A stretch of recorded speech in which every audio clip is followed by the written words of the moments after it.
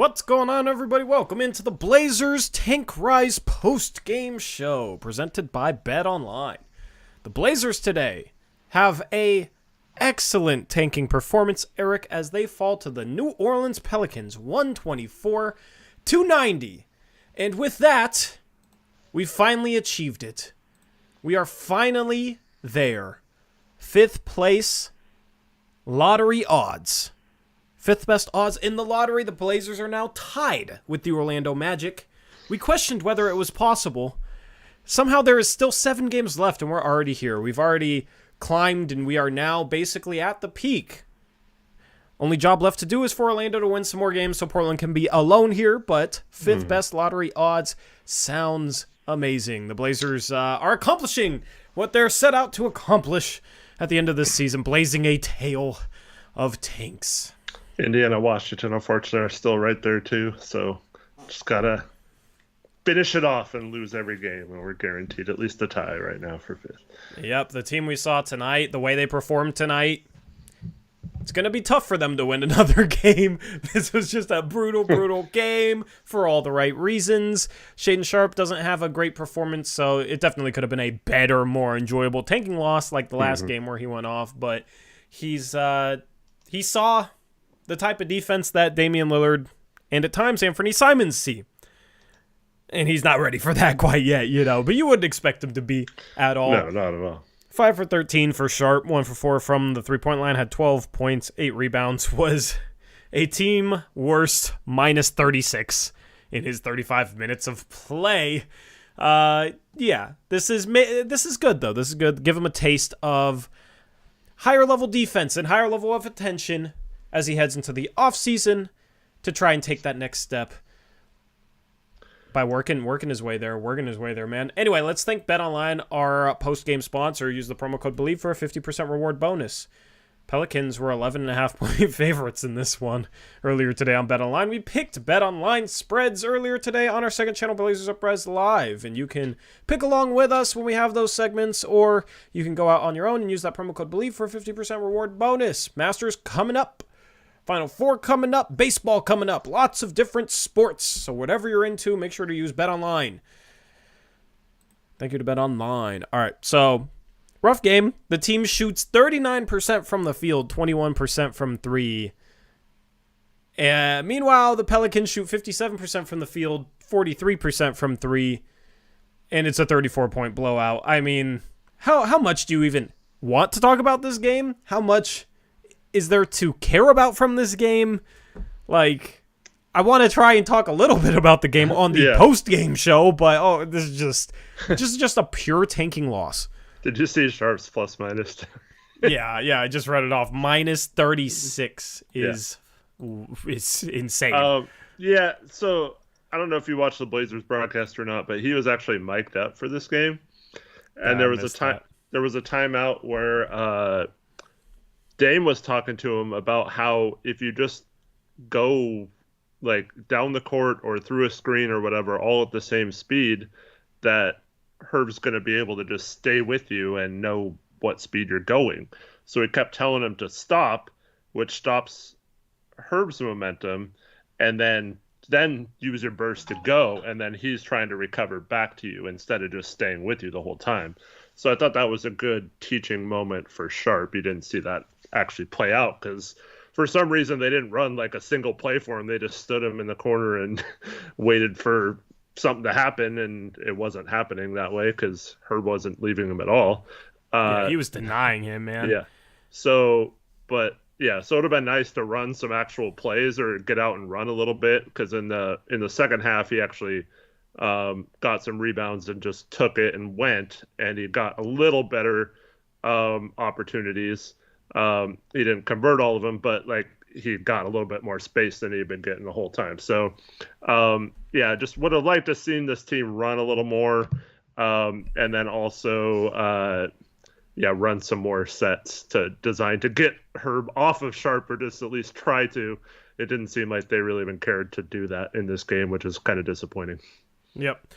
They just need to put the ball in his hands on the inbounds. He needs to bring the ball up, and he needs to run pick and roll after pick and roll after pick and roll and try and score, try and facilitate. Just give him all the responsibility. You're giving it to him on the defensive end, and he had 4 fouls in his first 19 minutes of play, so could have cut his minutes short. Luckily, he was still able to get 35 tonight, but it's you're going to give him all that defensive responsibility. Give him the responsibility of running the offense, too, because this team is not going to win games.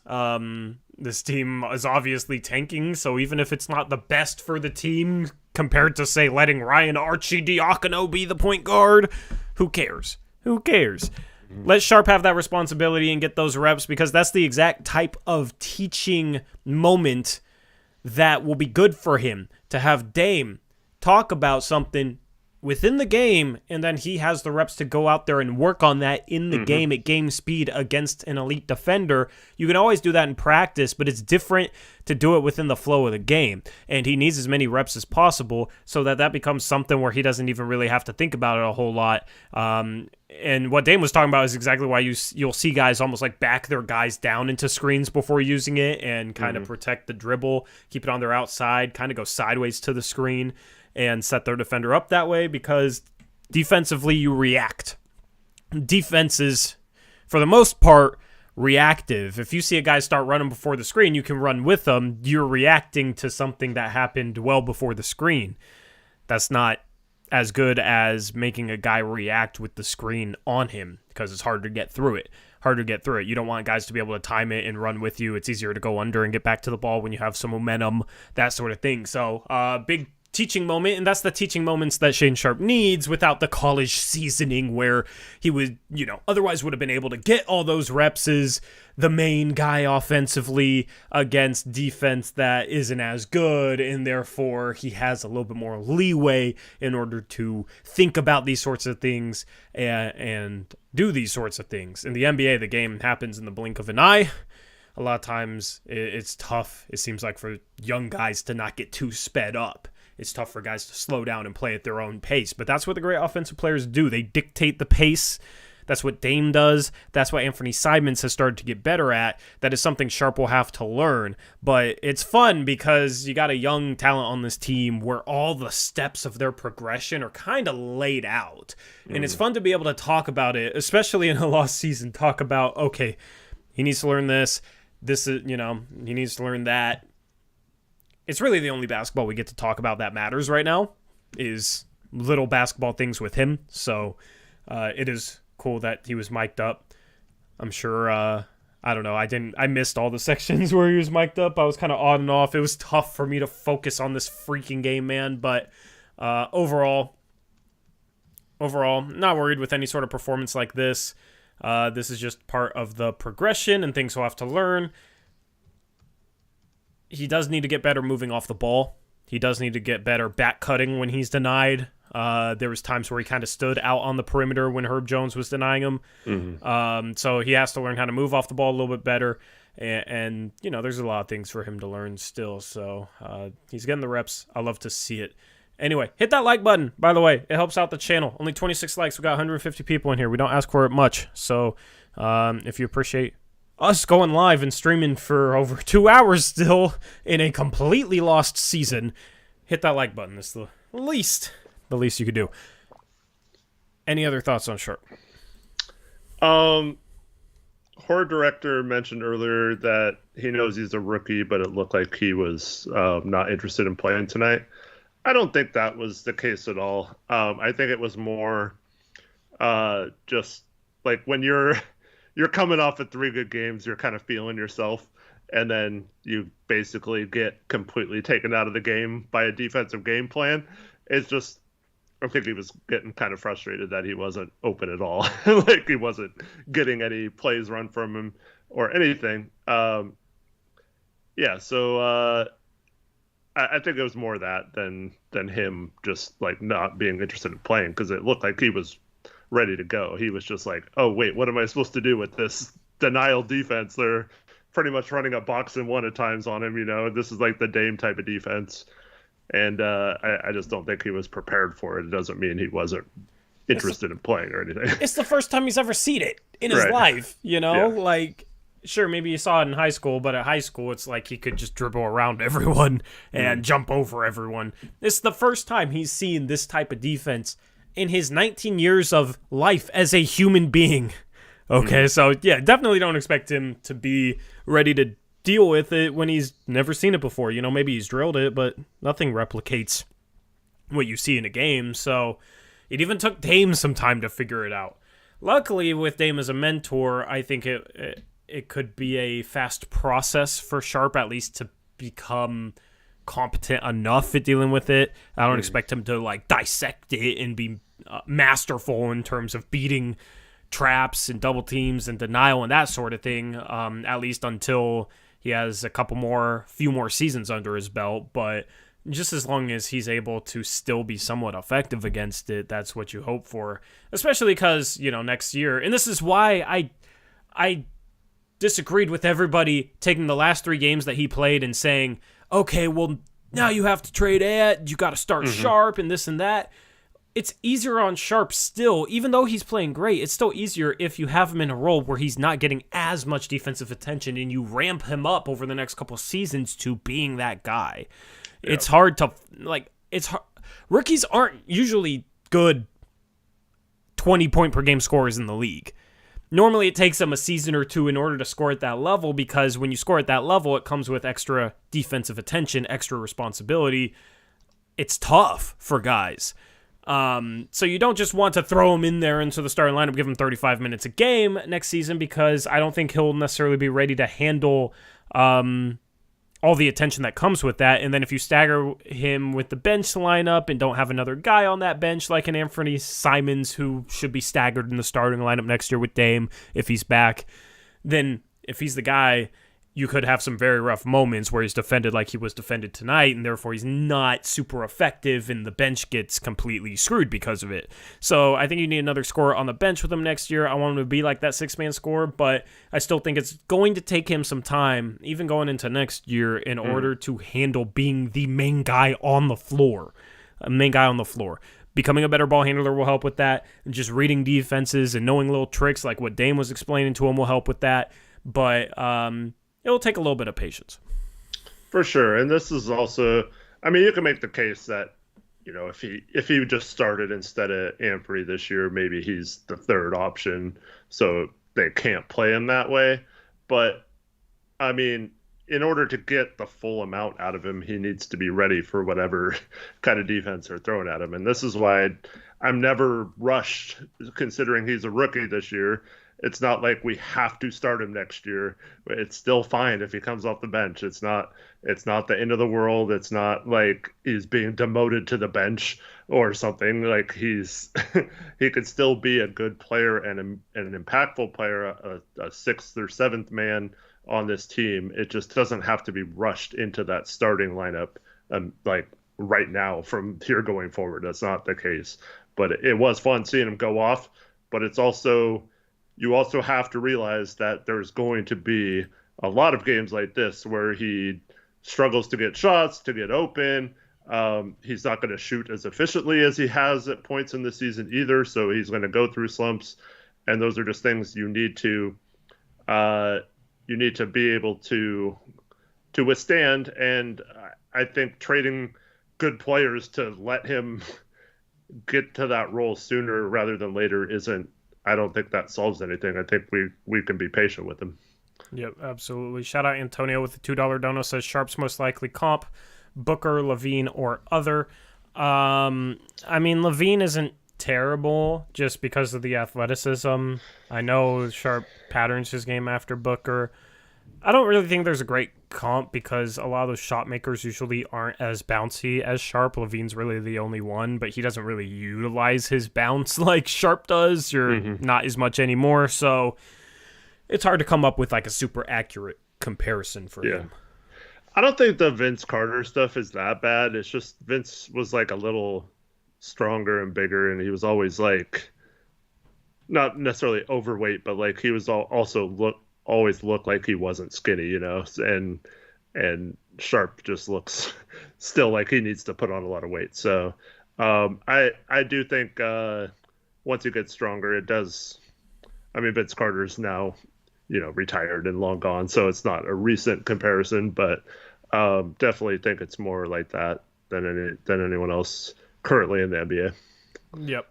And then shout out Horror Director with a $10 dono says, the tank depresses me to death. Give me some hope. What are the Blazers doing in the offseason in your opinions? Thanks for giving us a place to mope, by the way. Smiley face. Thank you, Horror Director, for the $10 dono. I mean, if you think about it, we're depressed to end the season unless we win a championship. Because either we're tanking, or it's a play-in loss, or it's a playoff loss. Right? Like, at least we know what the deal is, and at least it is resulting in something positive. And as of right now, we have a better percentage chance than we did in last draft, and there is a more generational talent, plus the picks will likely have more trade value as well, 2 through 6. So I think those are the positives. We did dive pretty deep into some things that we were hoping to happen in the offseason last night on the post-game show. Spent probably 2 hours talking about it. So that's a much better place if you want like a more drawn out thing. Watch that show from last night.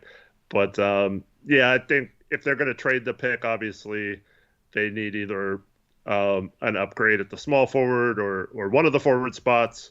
If they're keeping Jeremy, if they let Jeremy walk, they obviously need multiple players, which we're kind of screwed anyway. But yeah, either if you have enough confidence in a player there to draft and be the answer, I'm fine with that. If you have a good trade opportunity to improve the roster, or maybe even get a center that's you feel more comfortable with than Nurkic, I'm all for those options. So yeah, there's a lot of different ways they can go. Unfortunately, I just don't have a lot of salary to match for multiple trades, but I think at least one big trade is more than likely this summer. Yeah. Yep. A bunch of different pathways. Maybe I need to do a video series where I talk about the different pathways. That could be a good video series this offseason. Let me type that down. Different pathways series. And I can look at like options if they keep their pick. We'll have a video talking about the lottery pick and whatnot, but might have a series kind of talking about trying to lay out different pathways they can go, because there's multiple options. It's kind of hard to dissect it down to specific stuff. Obviously, there's the home run, which would be like if Embiid or Giannis become available, trying to make a play for them. There is the triple, which is like a McHale. Maybe you would put OG in that category. Maybe you'd put like Nick Claxton in that category. And then like singles and doubles are, I mean, they could be so many different combinations of guys, because it could be MLE targets. It could be, lesser trade targets that you trade the Knicks pick for, like maybe a Dorian Finney-Smith or something. Could Zach be a Collins. double, Yeah. Zach Collins, whatever. So yeah, there's it's not an off season like years past where we're going after like a star power forward, and if not, we're probably getting a role player. Like, this team is more, the roster construction with this team is more fluid going into this off season than in a lot of off seasons under Neil Olshey. So we'll try our best to kind of explain that, but we did go in depth last night. It just, that's the thing with how fluid it is. It takes a lot of time to kind of encapsulate it all, if that makes sense. But thank you for the dono. Yeah. Eric, you know what? He wanted some hope. Okay. You know what we can do for hope? Tankathon? Yeah. Let me pull up the Tankathon. There it is. Okay. Is that the right page? Yes.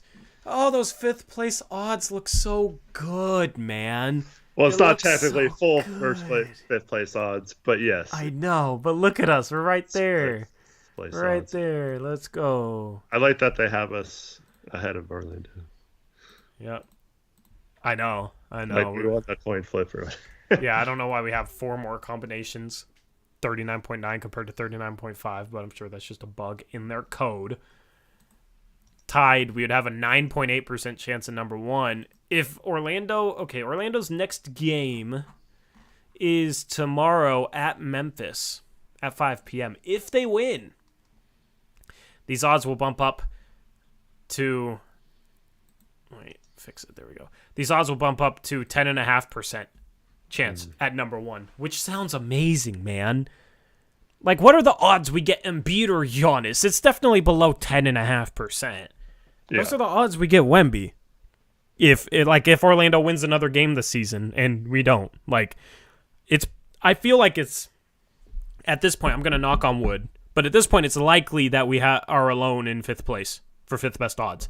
A 10.5% chance at a guy who's dubbed as the best prospect since LeBron. Some people even say he's a better prospect than LeBron was. Now, LeBron panned out to be, everything he could have been, basically. So, nobody's saying Wemby's going to be a better player, but if you compare him as prospects, it's a conversation, man. Like, this dude is legit. This dude would solve our defense.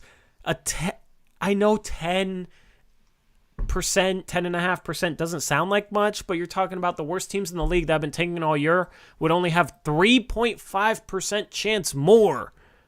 And we actually got to have some fun and be on a roller coaster for around half the season. We got the start. So for a year that's lost, it's actually probably as good of a year as you could have that's also been disastrous, because normally if you win 32, 33, 34 games, you don't get odds this high. Last year, the Blazers won 27 games, and they barely were able to get the 6th best odds. Right? They have 32 wins. They have 5 more wins right now. Yep. And are tied for 5th. And our next 2 games are against the Kings, so good team. We should lose both of those. Orlando, you mentioned, plays Memphis, but then Friday, when we play the Kings, they are playing Washington. So after that, on Sunday, they play Detroit at home. Yeah. So, we could be looking at a case where we're not tied, hopefully, after this weekend. I would love to go into this Warriors game where it's like it doesn't even matter if we lose, or even maybe best case scenario, it's going to be hard, but these last 2 games and not worrying if they lose. That'd be awesome. I'd love that.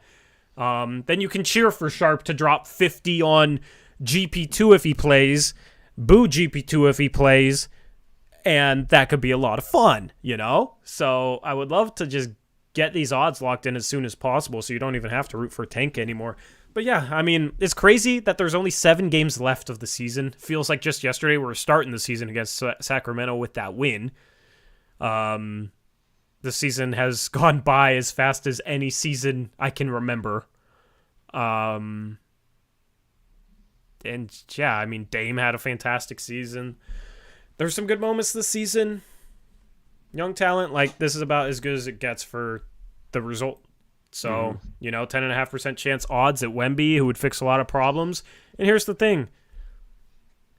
If we don't get the number 1 pick, there is, I think, a small chance that Embiid becomes available, smaller chance that Giannis becomes available, but you add those odds up, 15% we get one of the 3, 20, I know it's still not high, but that would be absolutely amazing. And then you add up the odds, okay, what's beyond that? McHale, maybe. OG, maybe. This team's going to have a chance to do something this offseason. So, Dro asks, what's the Hornets schedule looking like? May I ask you, Dro, why you care what the Hornets schedule looks like? Are you thinking we're going to catch them with 7 games to go and only 7.5 games behind them? They're going to win out and we're going to lose out and tie them for 4th? Come on, man. The most wins they can get is 31 wins if they win out. So, I would love to, but and LaMelo's out for the year. Yeah, I mean, this has become math uprise, but if you do the math, okay, if they can only win 31 games and we have 32 wins, then I don't think we can catch them. He says, he just curse it in chat. I love it. What were you saying? Nothing. All right, let's sum this thing then. I mean, there's literally a game's behind right there. Yeah. Yeah. Or you can just look at the record and Dro has not been paying attention because we've been saying we have no chance at anything higher than 5th for a month plus now. Yeah, I mean, honestly, with how bad we've done, and Hornets have won some games lately, they've been 500 their last 10. I get, like, thinking about it, but then, I mean, if you got the standings, just literally look at their records, and in 10 seconds you can figure it out. But anyway, so far so good. The Dallas pick is now going back to New York because they won today. Orlando getting Chicago's pick at 10. 9 is Utah. 8 is Washington. 7 is Indiana. So far, so great. So you got 6 teams left for the top 4 spots. We don't want to see ourselves here because it would be falling a spot. Yep. Normally, I'm like, oh, we're going to see ourselves here. We know we move up. But at this point... Depending on the tiebreaker. But yeah. Yeah. Yeah. At 6, it's San Antonio. Let's go. That means Orlando and us moved up, and Charlotte. Yep. And 5, Detroit. All right. At 4, it is Orlando. So moving up was good. Yep. So we got Blazers, Rockets, and not Detroit. Who's the other bottom? Oh, Charlotte. Yeah. Blazers, Charlotte. Rockets, Hornets. At 3 is the Rockets. Okay. At 2 is the Hornets. At 1 is your Portland Trail Blazers. There you go, horror director. Yeah, we got up to 5th, and that's the magic number. Okay. Congrats. We get Wemby. I have to learn French for all the new French subscribers that will come our way. So, there you go. There's your hope, horror director. That Tankathon sim was in honor of you. And I'm hyped if this happened. Yeah, so what would your reaction be on stream? I mean, you can't plan it, so who knows, but I mean, yeah, it's gonna have to be organic, but I'm definitely replicating my run around the Beaverton Office Depot when I was listening to my friend play the TV audio on my phone on a break, and I did laps around the store screaming. Wherever I'm at, I'm definitely going to just jump and run around, run around wherever I'm at. You're gonna injure yourself. Yeah, probably. Yeah, it'll be worth it. Yeah. I'll throw my chair through my TV behind me. Okay. I still think it would be fun to maybe, go somewhere and have some people. Maybe not necessarily a watch party, but we can all party together. Yeah. All right. Yeah. We'll see. Maybe I'll be on location. You can be at home. Yeah, you can be on location with whatever, you plan on doing.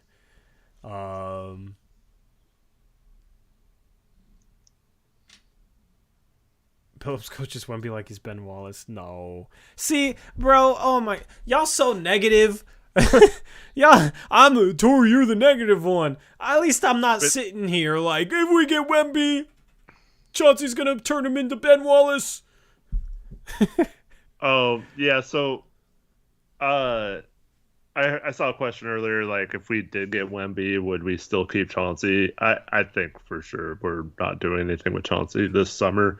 Now, if he struggles again next year, I think definitely his amount of grace period will be over, and he definitely will could get fired sooner rather than later next season. But in terms of this offseason, I just find it hard to believe they're going to eat 2 years of his contract. Somebody said, where is it? Hey, Ben Wallace was a beast, though. Here's the thing. Wemby is supposed to be much greater than Ben Wallace. Okay? Wemby, yeah. Wemby, his defensive upside is greater than Ben Wallace's. Literally every skill that has to do with basketball, if Wemby pans out, is going to be better than Ben Wallace. Turning him into Ben Wallace is not, basically that would be like, you're not allowed to shoot. You can only dunk. He's 7'5", right? Yes, that's his reported height, 7'4", 7'5"-ish. can move like a guard, shoot like a guard, mid-range, handle the ball. He had a dime the other day. Did you see that behind the back dime? Mm-hmm. Yeah. Like he he has a chance to be like the stuff that he's doing at 19. If you saw from like a 6'9" forward, it'd be like, ooh, that's the type of 6'9" forward we need. Look at the way he defends, moves his feet on the perimeter, blocks shots, like, knocks down shots, right? Like if he was 6'9", he would still probably be a top 10 pick, maybe a top 5 pick. I don't know. Like he would be a high draft pick if he was like 9 inches shorter. Okay, that's how good he is. That's how good he is. So, Mind Over Matter says Summer League with Sharp, Wemby, Walker, possibly Lively. Oh yeah, that'd be fun. Everything gets hyped with Wendy. You know what I mean? Literally everything is better. Yeah. The period in between the lottery and the draft, we're just doing nothing but celebrating and working on ways to like improve the team even more than just Wemby. Yeah. Please just make it happen for the sake of this channel. I've dealt with so much crap from this team since starting this channel. Heading into free agency, it's all good because we already have Wemby, and then we have Summer League a few days later, and then we have the whole summer to get hyped about it. Yeah. I mean, I really want him because it'd be amazing for the channel too. Like, obviously as a fan, I want him, but bro, we haven't had anything that exciting. The most exciting thing we had was we won game 1 against the Lakers. Maybe we can pull off the 8-1 upset. Oh, we lost the next 4 games. Cool. Oh, we fired Stotts. Maybe now we'll be able to get a good coach. Chauncey Billups. Oh, look at Dame. He's going to carry us to a series win against the Nuggets. He has 55. Lost. Like, we haven't had anything good. Oh, this team is going to defend its Western Conference Finals appearance. Zach Collins injured, Rodney Hood Achilles. Nurk still not coming back. COVID. Like, we have not had good luck, man. So, don't blame us for cursing the team when it's Jody and Olshey and Cronin. It's not us. You guys think that these freaking buffoons running this team would be running this team well without us? Come on now. Shout out Kyle Wilson with the $5 dono says, with the first pick in the 2023 NBA draft, the Portland Trailblazers select Brandon Miller, Alabama. Me, and that's when I killed him, Your Honor. Thank you, Kyle Wilson, for the $5 dono. Yeah, I mean, we don't know. There's no shot. No shot. Don't even speak that into existence. Thank you for the dono, but I felt gross reading off that dono. I appreciate it, but that felt so wrong. Like, we win the draft lottery, we immediately know who's on our team with our lottery pick. Like, we immediately know. The only way that's not true is if we get Giannis or Embiid. Like, yeah, if we trade the pick. Yeah. So. And if we trade down to like 2 or 3 to get Brandon Miller, that better be like the most insane haul ever. Like, better than the Paul George package. I mean, I don't think you do it regardless. No, I'm just saying, like, if we just pick him without trading, you know, we could get 8 future firsts in Brandon Miller, and I'd still be pissed. Yeah. Because, dude, like, it's so impossible to get like the best player in the league. Yeah. You know, it's so hard to get a MVP. It's so hard to get a top 3 player in the league. Like, Milwaukee got lucky with Giannis becoming that guy. Denver got lucky with Jokic becoming that guy. But, like, that was completely unforeseen. Completely. So maybe you can do it with other picks. But, Eric, I think scouting has gotten better. Mm-hmm. I don't think Jokic goes 41 if, he comes along. Well, I don't think Giannis goes 15 if he comes along. Because international scouting is much better. It's much more visible. And guys like this have taught scouts and taught people what to look for in terms of upside. Well, I will say with the Jokic at least, like players like that have no like athletic upside. Those players, I still don't know if he would rise that much, because I mean he's still doing insane things with like basically no athleticism. So, like usually those kind of players don't rise super high. Yeah. But I definitely agree with you on most of the other players. Jokic and Doncic have taught us that there's a certain level of craft and feel that wins out when a player has a lack of athleticism. But Doncic was like a 2-time MVP already in the absolutely. best But he didn't leagues go in the number world, one like, because people were worried about his lack. I was worried about his lack of athleticism. Stupid. But like at some point, yeah, and that's the way with Jokic too. Dallin says like Tubelis is like Jokic, but he's still a second round pick. Tubelis is not like Jokic. He's nothing like Jokic. He's nothing like Jokic. He's just an international big. I don't really get that. So that's the thing is you know, it's gonna be even harder. It's gonna be even harder, but it's a crapshoot. Like you look at Giannis and it's like, oh, Ousmane Dieng kind of reminds me a little bit of what Giannis looked like before he was drafted.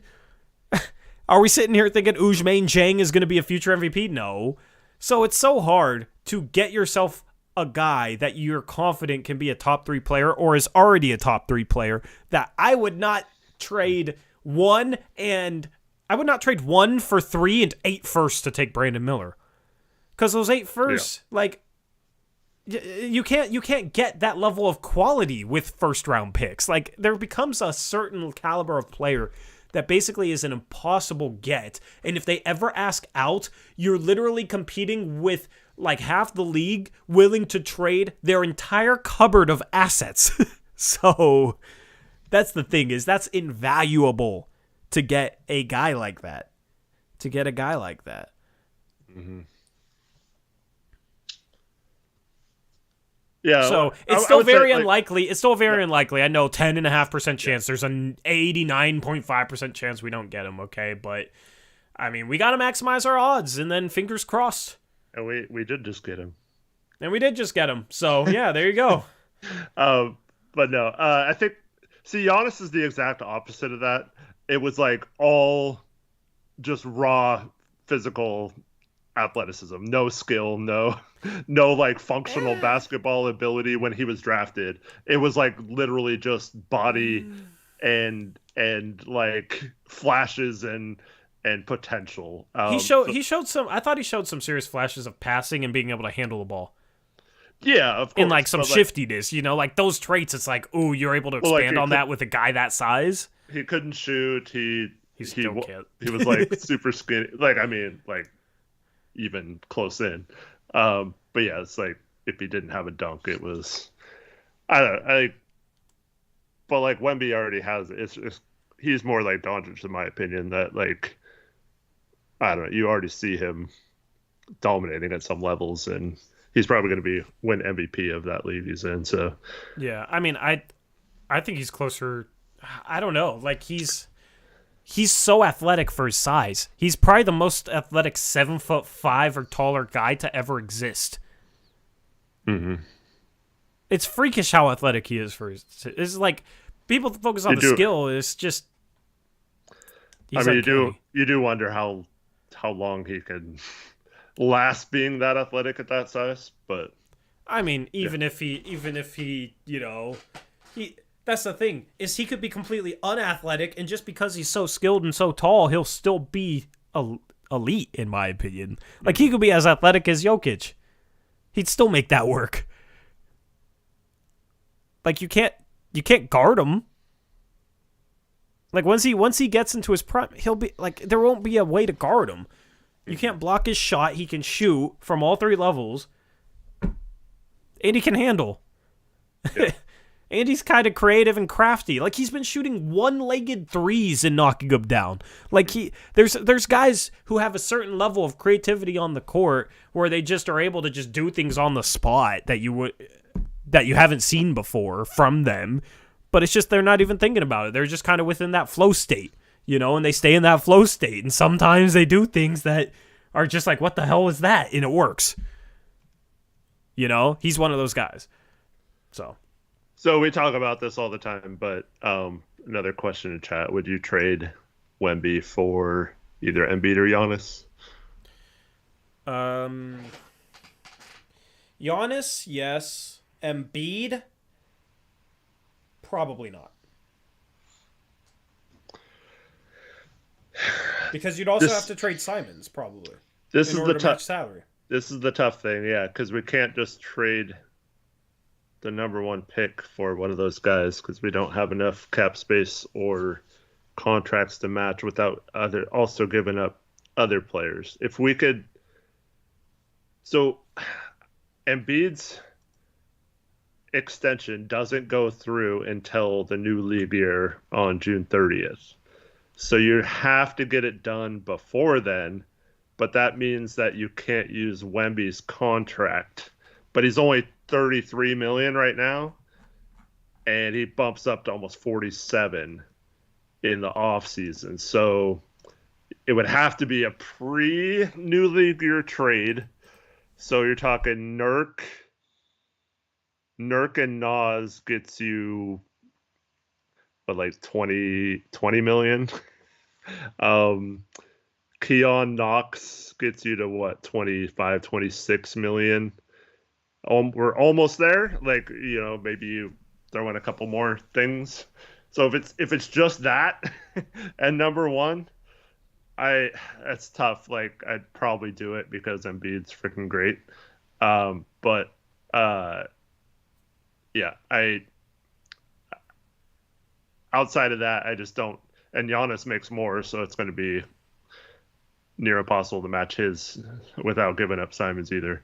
The only way I trade Wemby is if you're getting a top 3 player, because you're probably going to have to trade, Simons too in order to match salary. But like at that point, if you're getting a top 3 player, then like Simons, whatever. Like Simon, you get somebody like Giannis, and you get a top 3 player to pair with Dame, and you can't say no to that. Mm-hmm. Embiid, I don't think is a top 3 player. Yeah. So, like, he's freaking good. You could probably make the case he's top 5. I don't know. Like, Giannis is just at a different level. Giannis has shown that he can lead a team to a championship, to a ring. Embiid hasn't even proven he can lead a team to the conference finals. So until he does that, like... But he's had Ben Simmons and, like, 2 months of Harden. Yeah, but I mean, like... I guess he had that 1 year with Butler, but yeah, but that felt like Butler's team as much as Embiid when Butler was there. It was, and Butler's shown that he can lead a team to the conference finals. So I know they barely lost that game, so Embiid barely, missed the conference finals, but they had Jimmy Butler on their team, who has led teams to the conference finals. So I don't know, like, yes, you'd have Embiid with Dame, but I would love to get a guy where it's like, okay, if Dame starts to decline a little bit, it's fine because you have that guy that can lead the team, and Dame can be, a 1B, and the other, Giannis can be the 1A. I mean, whereas Embiid, I'm not confident he could be a 1A on a team that wins it all. Or that gets to the finals. I think if he had a Dame level player with him, like yeah, but I'm saying if Dame, I'm saying like once Dame's like 35, 36, yeah. But he could still be what he was this year, but it would be Sharp. Yeah, but I mean, are we expecting Sharp to be a borderline top 10 player by then? I mean, that's optimistic, I would just basically, okay, here's the point. Like, yes, Sharp could be freaking amazing, and Dame could still be great by then, but if you're going to trade Wembanyama, it needs to be for Giannis, because in the instance that things don't end up in the most optimistic way possible, you should still be able to contend if you have Giannis in 3 years. Whereas with Embiid, I'm not sure. Does that make sense? Yeah, I think you're just kind of underrating Embiid a little bit. He's averaging, 33 points a game this year. He's been phenomenal. Yeah, that's great, but we'll see in the playoffs. That's what I mean, is... The only way he gets traded is if they fail in the playoffs. So this is on the hypothetical that they fail in the playoffs. Mm-hmm. Like, if they have success, like, it's the only way he becomes available is probably if they lose in the first round and, like, Harden leaves, or he knows Harden is going to leave because of it and he doesn't want to hang around. That's the only way I could see there being a chance Embiid gets traded. Mm-hmm. So if they lose in the first round, it's going to be those questions are going to be legitimate. I'm figuring this out. Hold on.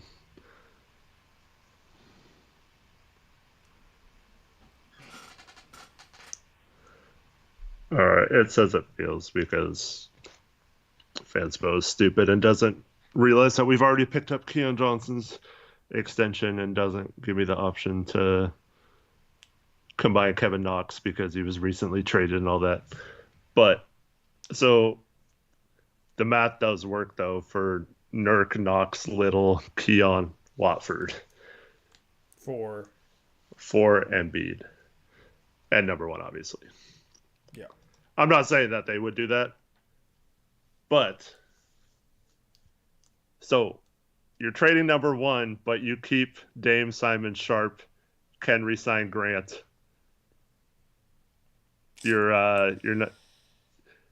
You don't think that's he could be part of that? That you think Giannis could? I mean, I wouldn't that team probably. I don't know. That team's definitely really good next year. I wouldn't hate it. I wouldn't sit here mad. I would sit here oh my goodness, Joel Embiid's a Portland Trailblazer. You know what I mean? Yeah. All right, let's see how this team does. Let's go. Right, if that happens. But I'm wary on it. Well, I'm wary on it. Rip City highlights. The question isn't Giannis or Embiid. It's if Giannis isn't available and this is the option.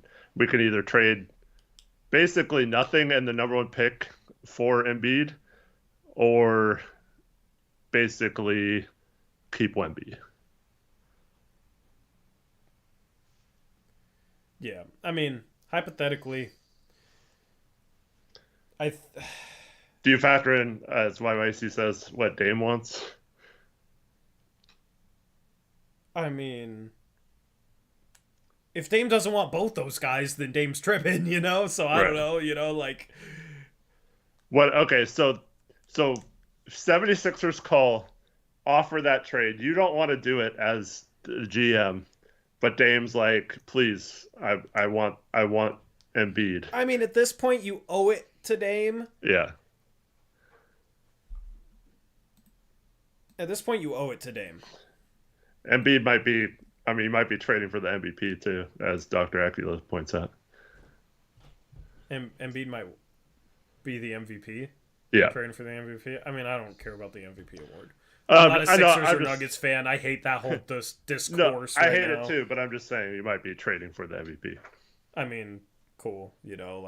If Dame had better teammates, he could be the MVP. So, I mean, that'd be cool if Dame thought Wemby was the answer, because that would solve everything. I mean, Dame legitimately said earlier in the season, luckily I won't be playing in the league for that long once he's here. Wouldn't it be funny if it was oh, well, he's on your team, though? Yeah. So. Well, he also said he had a problem with basketball discourse and the way people are handled nowadays. Yeah. I mean, if Dame does it, you kind of owe it to him. That's why it's all right, I wouldn't trip. If that's what Dame wants, all right, you roll with it. Mm-hmm. You roll with it, whatever. But just my own opinion. I could see. Okay, I could see. What's up, Sven? Come on, man. We're gonna struggle with Giannis.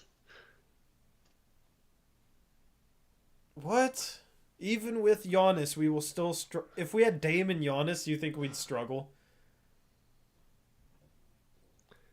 I mean, just the. You'd have two top 10 players. That's also when you get ring chasers. Yeah, you'd have two top 10 players, man. Well liked across the league. Dude, okay. Giannis with a Dame type player, how would you stop that? Because if you load up the paint like teams do to form that wall where Giannis can't get in, you can't guard Dame as good as you have been. So Dame's going to be getting kick out threes from Giannis, and if they don't stop Giannis in the paint, he's just going to have a field day and go insane. So I don't know. Like you literally just have to have a a couple good defenders. So you could re-sign Thibault. You could still re-sign Grant, and then you could, just have it. Obviously, Nurkic would probably have to be part of that trade. So you need another center, but like, yeah, you could easily fill those spots, I think. With Embiid, like in the whole Wemby thing though, I feel like at some point Wemby's gonna be the best player in the world. Like it's gonna be pretty clear. Like I am that high on him, or at least he's going to be in that Jokic Giannis conversation, right? Maybe. And he's cheaper, and you know what I mean? And I feel like he could be a bigger difference maker on defense than even Embiid. Like, I feel like he will be a defensive player of the year multiple times in his career. Like, Embiid's a really good defender, but Wemby is like 5 inches taller and quicker. So, anyway, Taylor says okay. Is that what you responded to? Yeah, it's not necessarily that I'm lower than Torrey on Wemby. I think he's insane. It's tough when you're talking about potential with someone versus someone who is already an MVP level player. It's a conversation. I'm not saying I would for sure do it, but I think if that kind of trade is on the table, that would be the first time we'd ever have a chance to get someone of Embiid's stature without ever like being able to like give up everyone, you know. I don't know. With Wemby, I feel like you're staring at a championship window of a decade.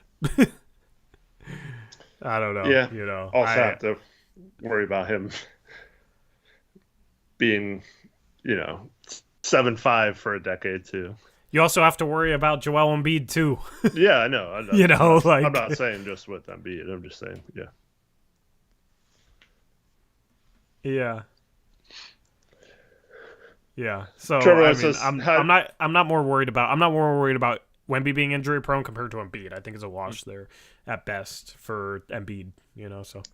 Trevor says, how do you say weight does not matter if he gets pushed around? I think the difference with Wemby is, one, he has the length to, even if he does get pushed around, to still get to shots. And two, I don't know, it just seems like Wemby's frame is just a little sturdier than, say, even Chet, to where like he could put on the necessary weight. Like, I don't think he needs to put on a ton of weight, but just like enough to somewhat be able to hold this ground. I think we've already seen in the past year. I think we've already seen him put on a little bit of weight. Yeah, like he seems a little bit stronger than he was, 9 months ago. So, but yeah, that's the thing. Okay, you backed him down, and you're 3 feet away from the hoop. Guess what? You still gotta shoot through a dude that's 7'5" with an 8-foot wingspan. You still have to shoot over him somehow. Okay, what are you gonna do? Even if you can tort and like extend your arm and try and flick up something wild that probably doesn't have much chance of going in, guess what? He can still block it. Guess what? He might be able to freaking catch it. Yeah. Like, at that point, I that's the thing, is I don't care. Like, sure, it'd be nice for him to put on weight, but the dude is so freakishly long. If he was 6'11", then yes, it would matter a lot more. Yep. So, I only worry being 7'5", he has a high chance of being injury prone. Almost every big in the league is a little bit injury prone. Yeah. Like, if he had a injury history, sure, but you don't shy away from that. Like, he's... Hide. Goodbye. He's... Yeah, like, he doesn't have much of an injury history. There was, like, one thing in his past, but the thing is he's coordinated. He's more coordinated than most guys, 7'5". Mm-hmm. He seems more proportionately like normal for a guy that's 7'5". Normally guys that are 7'5" have like super long legs, or just like their body proportions are kind of strange, you know, because they're 7'5", and his body proportions seem more normal. I don't know. I just feel like it's completely speculating if you're worried about him being injury prone. Like, I get it because bigs are injury prone, but guess what? You got to have a big man. Like, you might as well have one who, when healthy, is the best player in the league potentially. So, you know, good luck finding a really good big man that's not super injury prone. The only one is Jokic, because Embiid has had some injury issues. Nurkic obviously has had injury issues. I mean, sure, you have some that are relatively healthy, but it's hard to find in bigs, so whatever. Like, yeah. And of course you should do extensive, like thorough, like the biggest physical looking into every little detail of his body and stuff like that. Like of course you have to do that. But you can't just not pick someone because you're scared of an injury. You know what I mean? Like you have to like find something with that. So yeah. Yep. Anyway.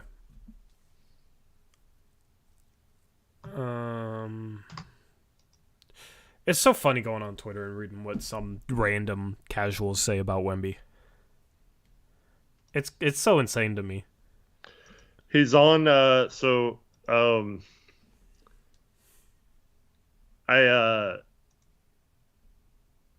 you download the NBA app tomorrow, I think it's 11:30.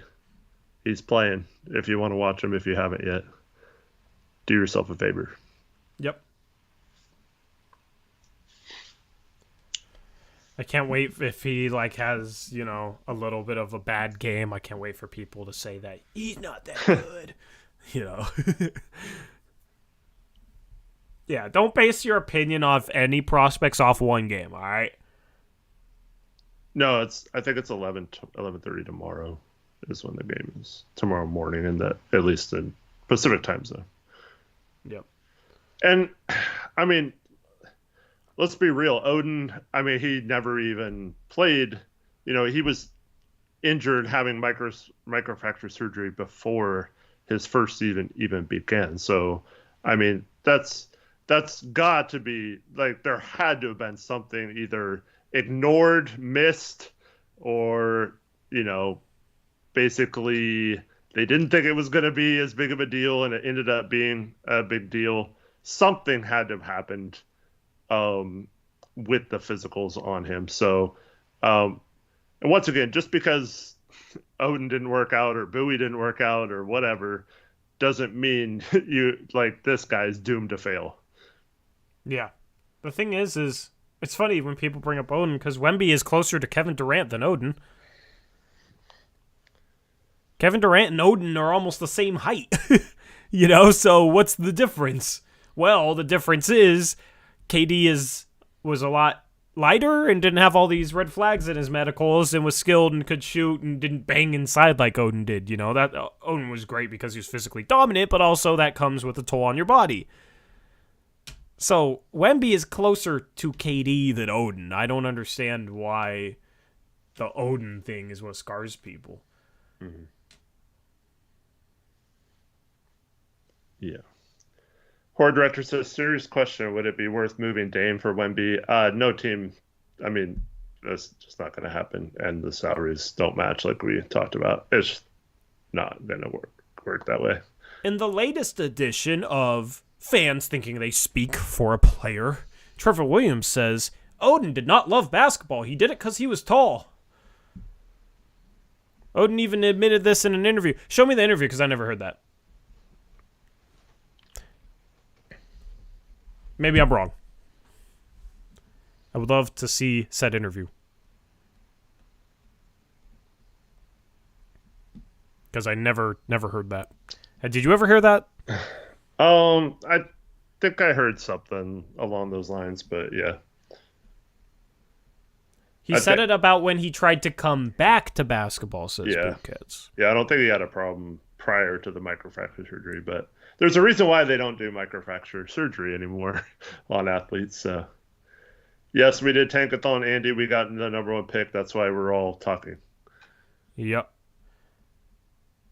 Shout out to Brian Tadovich, $2 says, a Vince Carter-like player is a franchise player. I mean, the hope is Sharp can be a franchise player. I mean, if you can have Dame and Sharp and Wembanyama and they're all franchise players, well, guess what? Then you have a freaking good franchise. So that's the dream.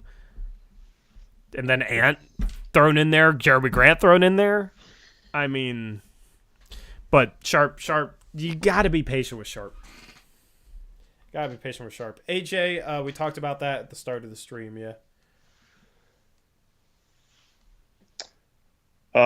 Michael is asking about Jaylen Brown. We did talk about that earlier on our second channel, Blazers Uprise Live. We talked about that for a little bit too this afternoon. Yep, and when we say we talked about it on this or on that or earlier, we say it so you guys can go and like try and find that part of the stream or find that specific stream or video so you guys can listen to what you guys want to listen to. It might not be us live. It might be something that was already recorded or a video. So that's why we say that. It's not like oh, you're late, you didn't see that. It's nothing negative. Because we'll say that and people will be like, oh, my bad. And it's like, nah, we're just telling you where you can go find that segment if that's what you're looking for, you know? So...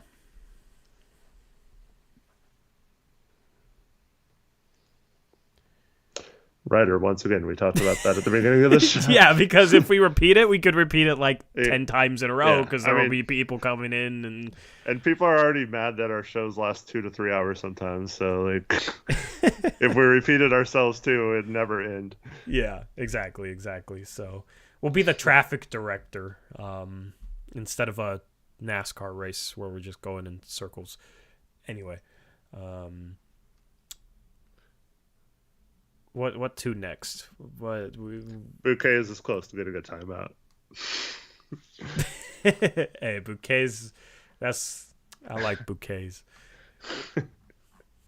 Certain people in this chat, I just the people that are chill and like can crack jokes, and even if they don't agree, you know, they're just not like over the top and extra and using all caps all the time. Like, it's not a high bar, but you know, that's the people I'm cool with. I'll give those people more leeway than the people that are always just trade Dame,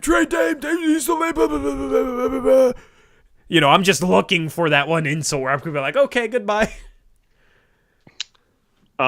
Taylor says, wait, why would people be upset it's too long? They could just stop watching. Exactly, Taylor, but people complain about everything. Oh, so people love to complain. If our post-game shows were an hour, people would complain they're too short. If they're 2 hours, they're too long.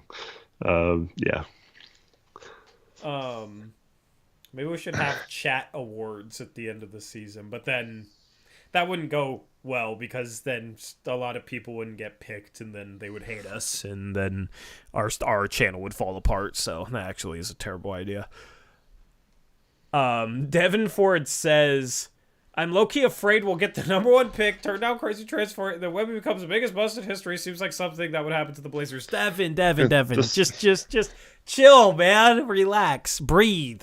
So we're never going to get good then. Because nothing we do is ever going to matter because we're always worried about something happening.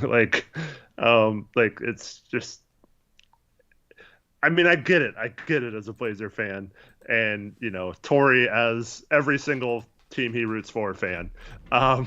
It's a case where it's hard to have hope because something always dashes that hope. But like at some point, we are going to draft a center that doesn't get hurt. It's going to be okay. We're going to draft another good player, and he's going to help us win. And why not do that for like a once in a lifetime type prospect? I don't know. Yep. Oh my god, I can't. Okay, so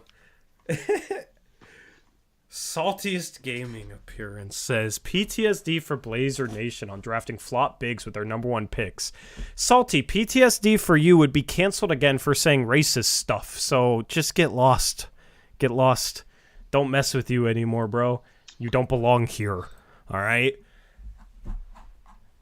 Yeah, you've already been canceled. Goodbye. Anyway. I can't believe this dude came in our chat, Eric. That's wild. That's wild. Straight to the Shadow Realm. Absolutely. Anyway. Now there's gonna be burner accounts tweeting me on Twitter of his. Great. I shouldn't say anything, but yeah. Can't stand that dude. Piece of crap. Anyway. Yeah, it was this saga. It's just other YouTubers. I'm not even involved in it, AJ. It's just other YouTubers. So.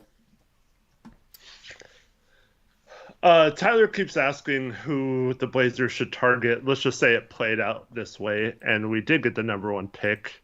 Would that change like the type of players you were looking at our next pick, or would you just still BPA? Sorry, what'd you say? With the next pick, if we did get Wemby, would that change like the kind of players you'd be looking at, or would you still just draft best prospect available? I mean, I think you take best prospect, but also if it's just guards on the board, you try and move it for somebody that fits you better. Yeah. Well, I mean, like, let's just say your boy Jordan Hawkins is there. I mean, it's just how are you going to get him the minutes? Yeah. You know, I mean, like if we make a trade, but like we need do you shooting. think he's big enough? We do need shooting, but do you think he's big enough to play the 3? I mean, it would depend on his measurements. I'm waiting on his measurements, yeah, but I don't know. I think him as a floor spacer, as like an Ant Sharp Hawkins, second unit type, 1 through 3. I think that'd be fine. Maybe. I mean, if we trade Ant for a 3, then it makes more sense. If we trade Ant for a 4, like that's the thing. Is it just depends. If you get Wemby though, and you don't trade Nurk, you're already starting Grant at the 3. Yeah, that's why I said backup. Yeah, I just. Your backup 1, 2, 3 would be Ant. Moving to the backup point guard in that role still, and Sharp. Then Sharp and Hawkins with you need two bigs then. Yeah, I mean, at that, I'd rather get somebody. I don't know. Like I think he's NBA ready. I just.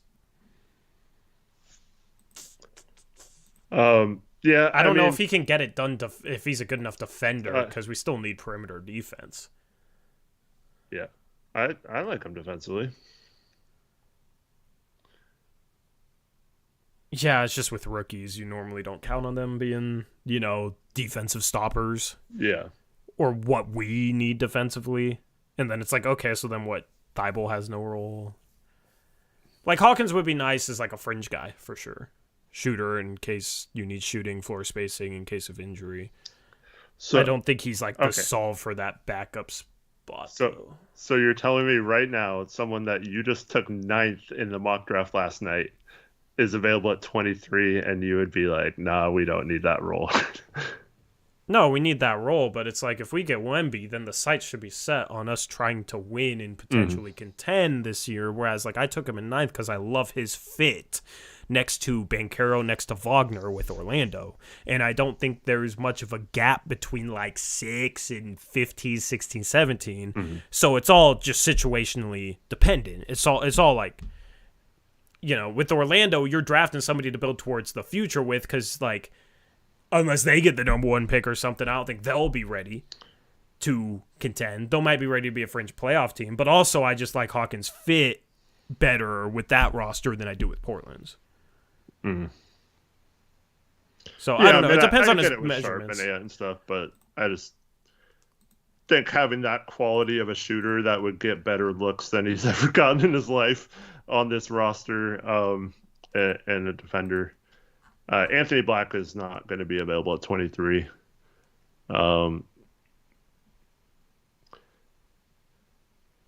Wilson is not somebody I'd like to take that high.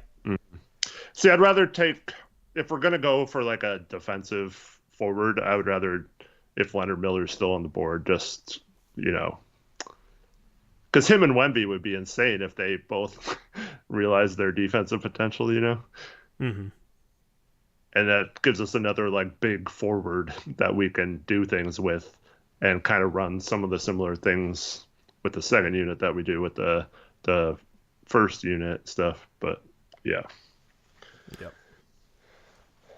See, Maxwell Lewis, I'd rather have Hawkins, in my opinion, because I think they're about this. I don't think Maxwell Lewis is a true 6'7", and so I don't think he's good enough defensively either. So I'd rather have Hawkins. Yeah, I'm not super high on Maxwell Lewis as anything but a long-term piece. I think like long-term he has some potential, but it's not like the type of potential that I think the Blazers should try and tap into, because it's mainly just on the offensive end. And he'd probably need a lot of reps having the ball in his hands in order to fulfill that. So I don't think Portland is the best landing spot for that type of prospect. Coulibaly would be interesting too, just Wemby's teammate, as people Rahi and Barking Box ask about. To me, he's kind of that long-term prospect too, so I don't know if you could trust him right away, but I mean, maybe it'd be good for Wemby to have someone he knows here too. I mean, it just comes down to measurements, because like Colby Jones is listed as 6'6", and he was a 38%er last year, and he can like play some point and pass the ball a bit, and is just kind of like an all-around guy. So maybe you could fill that shooter role, but also be a bit of a like secondary playmaker, secondary ball handler type of guy, So the Salty came back as Gabriel Guerrero. Yeah, of course. It's lame. It's lame. Yeah. Here, I told you it was coming. I predicted it. Yep. Yeah, I mean, he already embarrassed himself. Like, he needs to do some soul searching and work on himself instead of coming here and trying to trash other people and fan bases for no reason. But I mean, that's just kind of the toxicity he always exuded. That's why I didn't like the dude. So, but he wants to keep doubling and tripling and quadrupling down on that. It's kind of sad. Adam Smith says, I'm still grieving the reality we tanked and not going to the playoffs. LOL. I get it, though. Still would have liked to see what we do in the playoffs. But, okay, Adam, I have a question for you. How were we going to make the playoffs? We sucked. Like, we tried to make the playoffs, and we couldn't win at all, forcing us into this position. But we had no chance to make the playoffs because we literally tried to make the playoffs, and we couldn't. So I don't understand why it's like grieving that we were tanking, because I mean, it was pretty much over. The season was over. It's not like we're like a game out of the playoffs and we still could have made it though. We were like 4 games out of the 10th spot at like a week ago, Yeah. Eric Olson, I don't think it lets you post links. And Real Gabe, aka Suns Valley Podcast, I know that wasn't you. Hopefully you've been in here in the last 5-6 minutes or so. It's comical. Anyway, we were having such a good stream with such little trolling too, and then just the king of trolls comes out of nowhere. It's amazing. What's the best haul for the 5th pick if the Blazers don't fall in the lottery or don't get Wemby? Again, we spent like 2 hours talking about this yesterday. We talk about it every single stream, Max. Come on. Yeah, I still think, you try to you just hope one of those teams that has a player that would be good for us really likes that if you're trying to trade it. Yeah. So yeah, you try to move it if there's a team that really likes someone there. But outside of that, I think the Claxton, McHale, OG, like those are the guys you probably go for first. And if you can't get any of them, I think you are fine keeping the pick as well.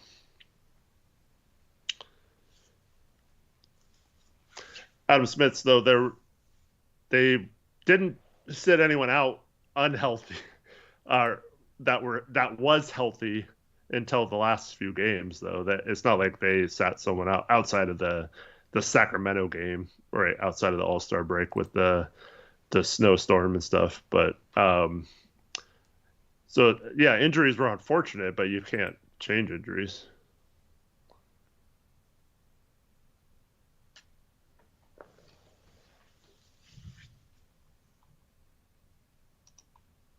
Are you there? Are you muted? I'm just reading chat. Oh. The Blazer team was flawed from the beginning. You have to be willing to talk about the realities of some of the players. Otherwise, this is no different than Twitter thoughts. What?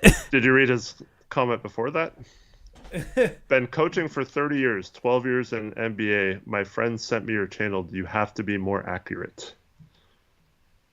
Okay, what are we wrong about? Feel free to expand upon that, bro. Cool, bro. We talk about the realities with a lot of the players. We have generally been known as the negative guys, so you can... What? See, that's a good troll, okay? You know how I told people to troll better? The other stream? Like, if that's one of those people that took that to heart, then props, okay? Yeah. I mean... You have to tell, okay, what are we wrong on? Like, you're not saying anything. What are we wrong on, man? Mr. NBA. It wouldn't be Terry because he was in the NBA way longer than 12 years. I'd be glad to email you off stream to verify my background. I mean, or just be normal and say, I disagree with this evaluation of this player and here's why. Like, the fact that you have to come in and, like, try and make yourself some, like, end-all, be-all of knowledge because you're, quote-unquote, a coach is just kind of silly. Like, just come in and have a conversation. You can come in here and say, this is why I think this way, you know? Like, I disagree with you for this reason, and try and expand on it logically. Nothing wrong with that. Yeah, like Eric Olson said, it's just a word salad that means nothing unless you actually have examples of what you're talking about. Yeah.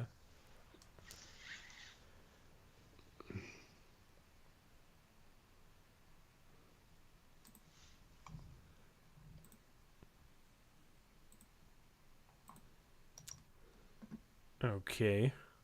They are coming out of the woodwork right now, Eric. Yep. Do we have any donuts we've missed? No. Oh, no, we had one from Murray. What's up, Murray? Yeah. Murray's my guy. $2 Australian donos says, I know this is off topic, but y'all listen to Kendrick. Not as much as I used to. I used to listen to him a lot in high school, but, I mean, he just doesn't come out with music often enough for me to consistently listen to him. Are you a Kendrick Lamar fan, Eric? I mean, I have no beef with Kendrick, or I don't mind his music, but I don't like go out of my way to listen to it. Yeah. I mean, I see, ever his last album that came out, there's a couple songs they play on, there's actually an MTV station that shows videos again. And so there's a couple of Kendrick songs they play on there that aren't bad, but I don't like go out of my way to listen to it. I am pre probably 2000 rap. Anything after that I don't really like, so yeah. So the coaching vet says, just pointing out, I think you guys make some great points and evaluations, but you can't let your heart think over your mind. Example. You'll love this. The example is your love for Dame doesn't allow you to be realistic about his future. Okay, how is talking about his future a player evaluation thing? Because that's what you led with. talking about his future here is a roster construction thing. That's not. And also, okay, so we're two fans on YouTube. We're not being paid professionally to do this, so we're gonna speak our mind. I have never once said that I don't let my heart lead first when it comes to my Blazers, because that's my favorite team, and that's all I am when it comes to the Blazers, is 100% heart over mind. So I agree with you, dude. I'm just a fan who likes the Blazers. So yeah, okay. But Dame has earned a lifetime pass in my mind, both from the city, from the team, from me. I think anyone who says the opposite of that is, I mean, I just don't think you have very good character if you want to say that someone who has shown nothing but loyalty and been the best model for your franchise for going on 11 seasons now should just be kicked to the curb because he's getting older or whatever. Like that's not how I would run things. I'm loyal to Dame, like he's shown loyalty back, and anyone who doesn't is, in my mind, just not a very good person. So I just will always show Dame the same respect that he's shown this city. So Exactly. There's no way I will ever turn on him or do anything and unless he does something crazy to give me a reason to turn on him. But knowing Dame just from afar, I don't think that'll ever happen. So I'm not worried about it. Okay, if you are who you say you are, and you were a 12-year NBA coach or this or that, like, okay, so that gives you a background in roster construction? Like, are we talking about the realities of players in what ways? What ways? We talking about their abilities, or are we talking about roster construction? What are we talking about here? Like, who cares if loyalty hurts care. in the long run? It doesn't matter. Dame has earned that. Yeah, there's a lot worse things than loyalty and not winning a ring. Like, there's a lot worse things. You haven't said anything. Like, you haven't said anything this entire time. You've just said, I've worked with McHale and Bird, and I coached for 12 years, and I have a background of 30 years, and I'm so great. I'm amazing. That's literally all you've said. Like, okay, cool, whatever. If you have a point, make it. You know, like, you have I don't understand. We also have Alonzo Weed in here. Eric says, T. Jones, I'll cross you up, not gonna lie. Alonzo Weed. You guys aren't even funny. Shout out to Josh Sargent for the $5 donation. Joe Cronin joined the private club gym I work at. What insider info should I try to ask about? Don't get yourself in trouble with where you work, okay? Number one. Thank you, Josh Sargent, for the $5 dono. Number two. He works out there, I think. Join. No, he said Joe Cronin joined the private club / gym I work at. Yeah. Yeah, so don't get yourself in trouble with your employment, Josh. But also, you know, you could see what his thoughts are on Blazers Uprise.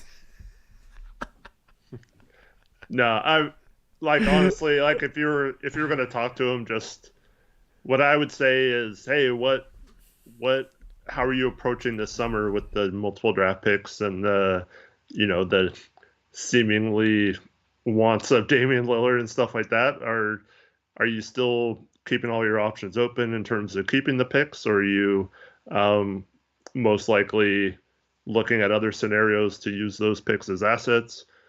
Just that kind of stuff. But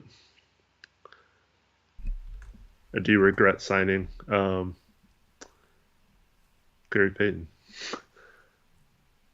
Coaching Vet says, I never said I was amazing, reread, but do you not get the condescending voice you are doing? I didn't make fun of you or your partner. You have to learn to accept others' opinions besides your own. Bro, What opinion? All you said was that you coached and you know better than us. So, like, what opinion have you given? If anyone came across condescending, it was you by just literally reading off your resume and talking about how you've coached for so long. You coached McHale, and you've done this, and you've done that, and we're wrong. But you don't even explain what we're wrong about. We have to recognize reality. Like, and you never even explained it. So what are you talking about? You have to learn to accept other opinions. Bro, I'm asking you for your opinion. I'm literally sitting here like, what are you talking about? What are we inaccurate on? I literally asked. You won't even, apparently you don't accept your own opinion enough to give it. And I agreed with you that I talk more with my heart than my mind. That's fine. Also, I mean, since you just joined this channel, I'm pretty sure you're someone that's been banned. Absolutely. But, I don't buy it. I don't buy it. Because there was someone who we banned a few weeks ago that always claimed they had inside information because they used to work in the NBA. But anyways, like, we're just talking in general about Tankathon and the season and stuff like that. Back when we were actually winning and competing and stuff like that, we actually had detailed breakdowns of each player, and we talk about each performance every night, and I have breakdowns of certain plays that I wanted to go over and stuff like that. So, yeah. He says, please tell me when I said I was better than you. Don't make things up, please. Bro, when you come in here and say, I coached, or I have a 30-year background, I coached in the NBA for 12 years. You guys are wrong. You guys need to recognize the realities of blah, blah, blah. Like, you come across as like, I think I know better because I worked in the NBA. And maybe you do know more about the NBA because you worked in it. Whatever. But that's how you come across. You can't sit there and then complain like, I never said I was better, when you're just reading off your resume and saying you know. And we don't know reality.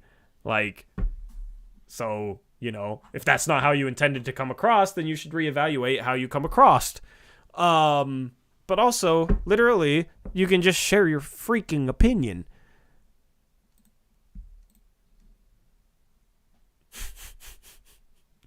Shout out Hailblazers for $2 dono. Says it's a chair that says on set.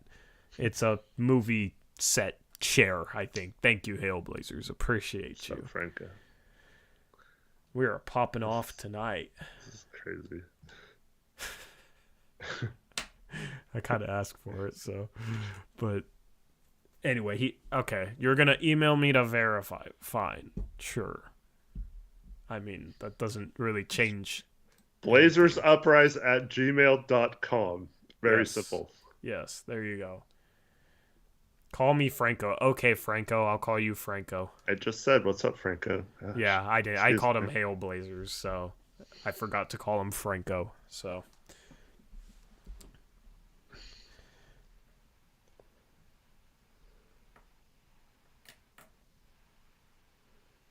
Dr. Acula says, please say when I said I was better than you. Acula, did you forget to log back into your I think he's trolling. I know. What new segment, Coach's Corner? What? Oh, yeah, with this NBA veteran coach. Huh? And Andy Martin said new segment, Coach's Corner.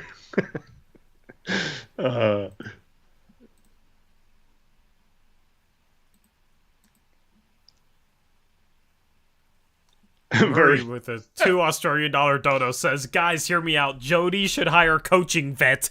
Yeah, he knows what's wrong with the team, and we're not correct, so he knows what's right. So yeah, I agree. Jody should be smart and recognize the realities of owning a basketball team. The thing is, I'm not even joking. I wish I was joking. But yeah, she needs to wake up. Wake up, Jody, wake up. Wake up those pocketbooks. Get ready for the off season and hire the coaching vet. Shout out to David Kutsar with a $2 donut. Says, what's best case for next year? Wemby and Embiid. One or the other. Both. Best case is one. Both. Number 1 pick for Wemby, and then the Knicks pick, 3 future firsts, Ant, Nurk, and Sharp for Embiid. Bang. Yeah, I don't think that's enough. Bang. He said best case. Like, yeah. Well, technically, I think we'd be better off than trading the Knicks pick for our pick back, and then we could get 4 firsts. I said the Knicks pick and 3 firsts, but okay, 4 firsts. Didn't you just go say it didn't matter? I was messing with you. Yeah. Oh, man. Yeah, like that's completely, like, absolutely insane, but that's...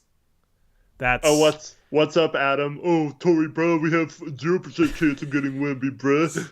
Yeah, bruh. You're right. 9 to 10.5% is not. He's such a troll. 0%. He said he could cross me. He can't even do a crossover on his own though. So he's just Chat's having at it right now. They were inspired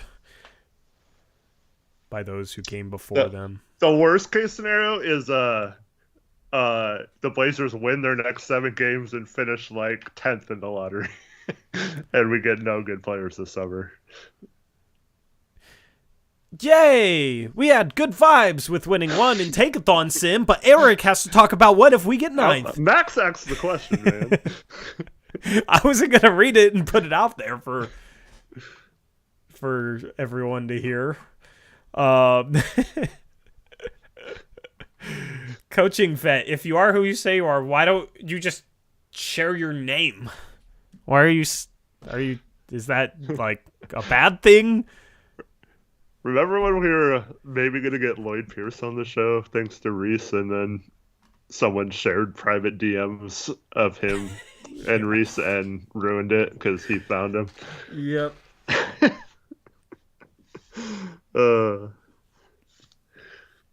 That's a true funny. story, by the way. Yeah, that was a true story. If you guys know Lloyd Pierce is...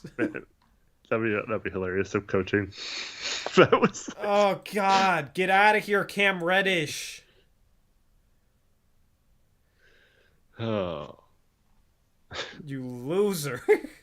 Stop spam. It's the same person. What's the stream? Have fun making a new account. We'll see you next stream.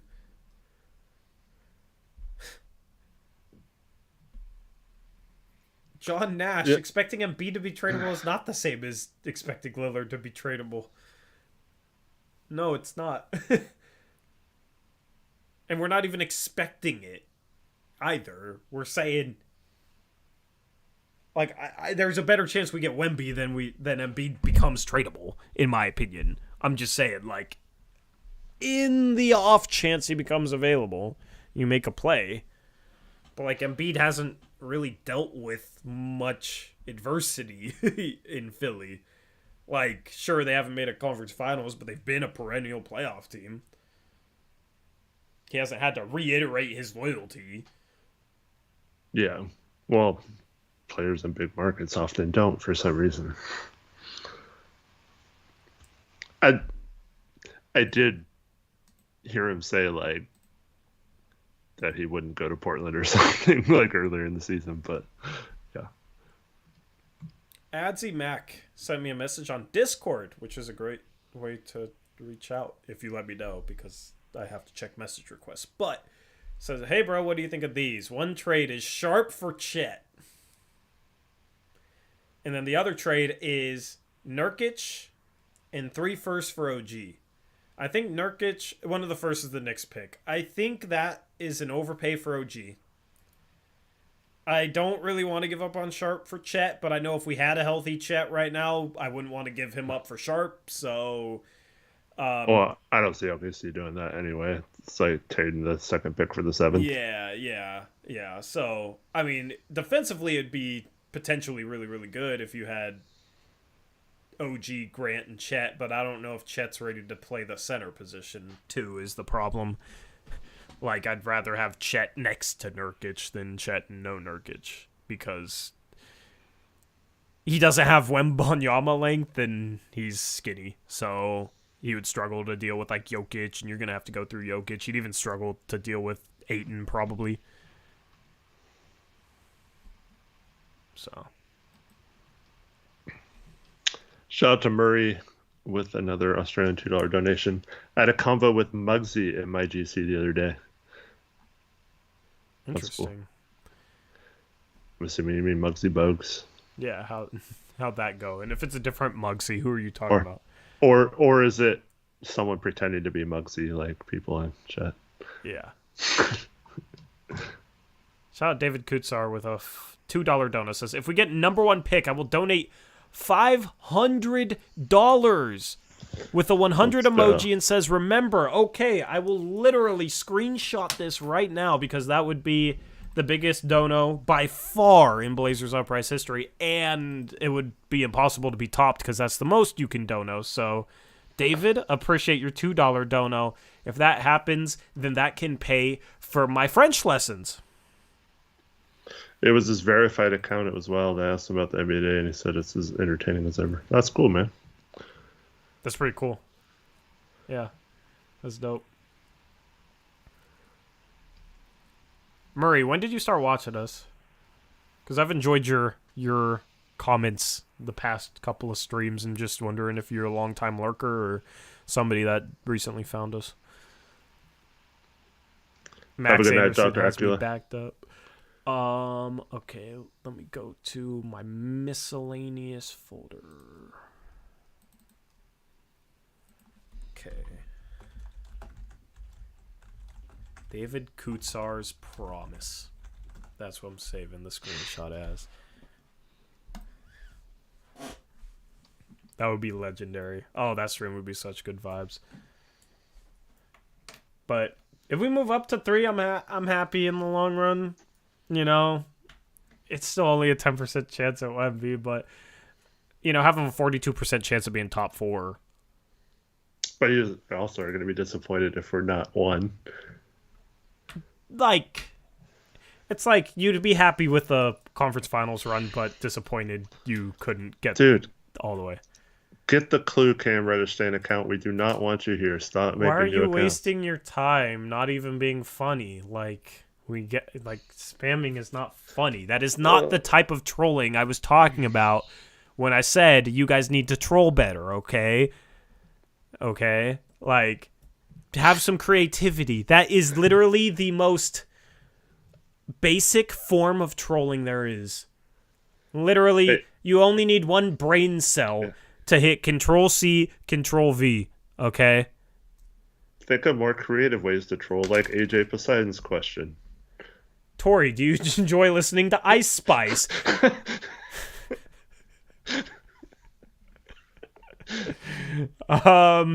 No, but I know someone who does. He was in the stream earlier, Gabe. Gabe knows him too. Where's Romp at? I thought you were gonna say Gabe was Ice Spice. No, but Gabe and Romp love debating some Ice Spice. You know, Romp loves himself some Ice Spice. Romp's in here. Is Romp still in here? Yeah, he was mad at your Embiid comments. Yeah. I don't know if he's still in here because we stopped talking about Embiid, but I would expect him to be mad at my Embiid comments. But he loves himself some Ice Spice, so.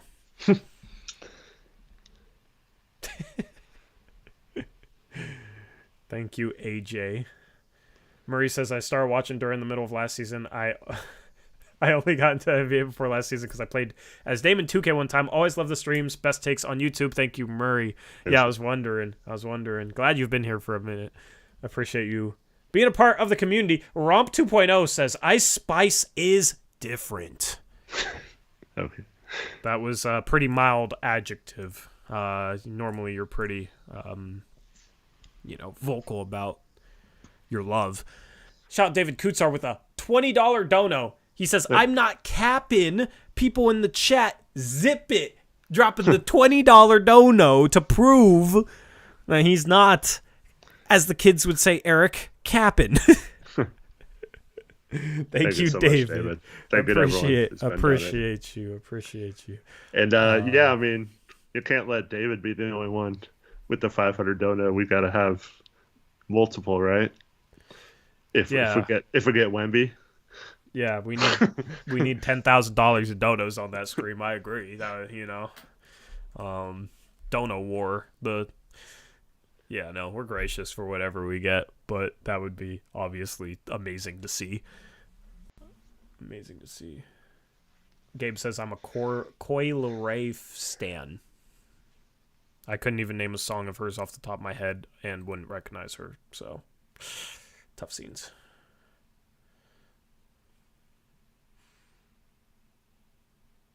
I believe David. Yeah, I do too. I believe doubt. David. No doubt. Rob, shut up. If we get Wemby, can Blazers Uprise have it?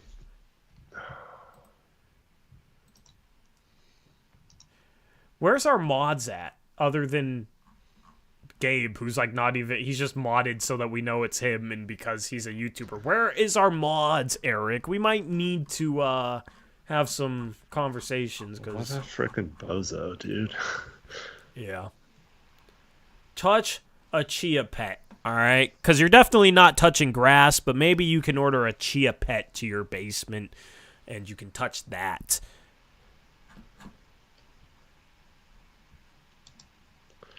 Why do you want to hear us sing karaoke anyway, AJ?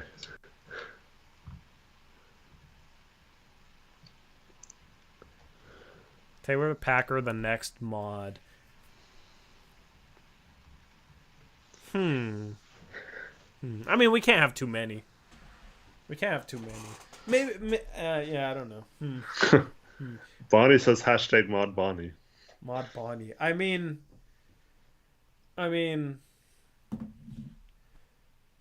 mods just don't. Sometimes they show up. Some of them are here pretty often. I don't expect them to be here every stream, but I thought I modded enough of them where it's like, okay, we're guaranteed to have one here at pretty much all times. And right now we are modless. Gabe says I'd ban, but I'm playing Fall Guys. So yeah, Gabe, we don't expect you to be able to focus on our stream chat. And we don't. Yeah, you are not supposed to be the mod when in control of a banhammer. Okay, we're not. You're supposed to be the mod without the banhammer. All right, we try and keep it out of your hands. We hired people to wield that thing, and they're not showing up to work. Not hire, but yeah, hire for free. They get paid in picks against the spread participation when they show up. Andy, you're killing me, dude.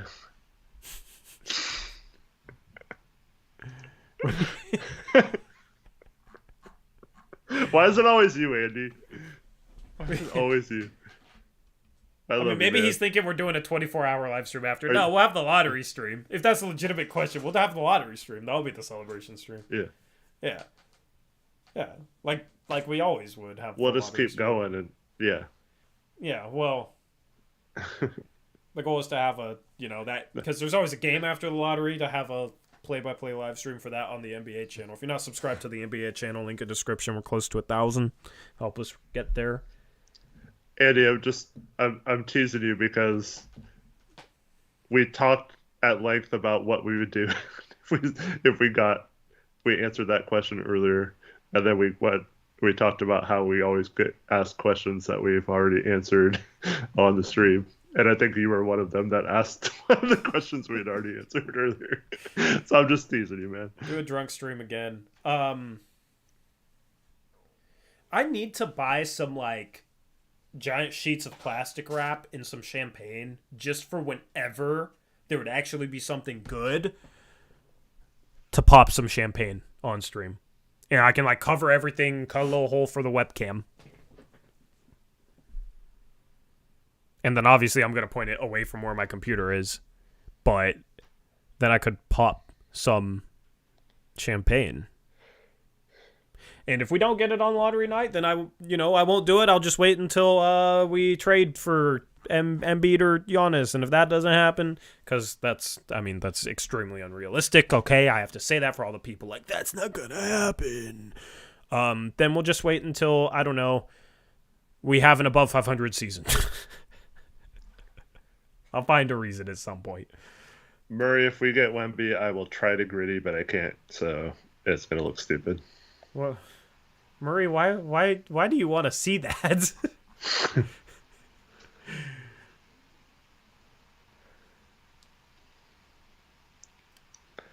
Opal says 24-hour stream if we get the number 1 pick. Let's do this. No, that's only for a championship, right?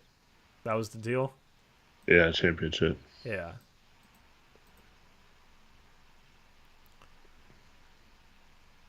What y'all gonna do when we get Wemby? Oh my god, dude. I'm quick with it.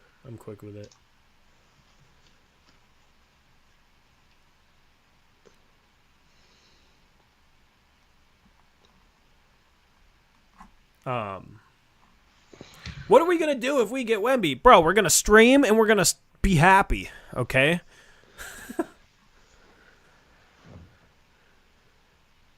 Nice. Andy and Murray are coming up from Australia to party when we get Wemby.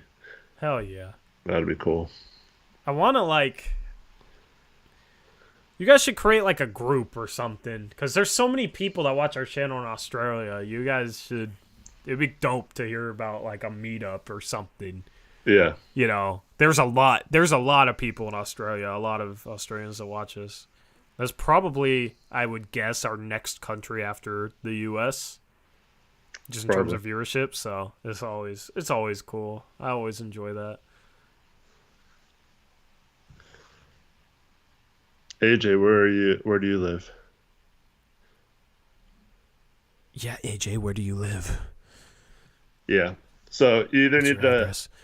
you need to just rent a private jet, and then if you get enough people from Australia to come to Portland, then you only have to pay a little percentage for each person, or you pay to have Tori and I fly out and have a live show in Australia.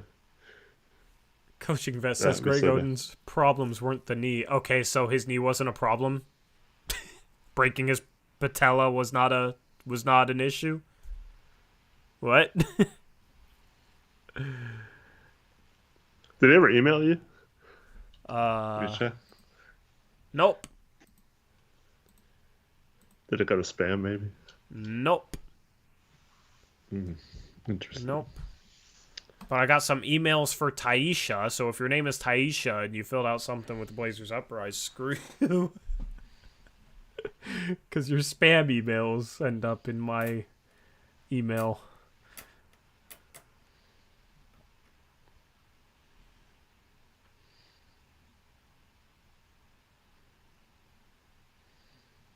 Yes, we know his leg was shorter. We talked about that as well. Yeah, but I mean, his issues He also were the knees too. Like, it became a knee issue too. Yeah, like, you ruined it. Yeah. Truly Spencer PDX with a $2 donation. Your shows get me through my 12-hour shifts. Thanks, guys.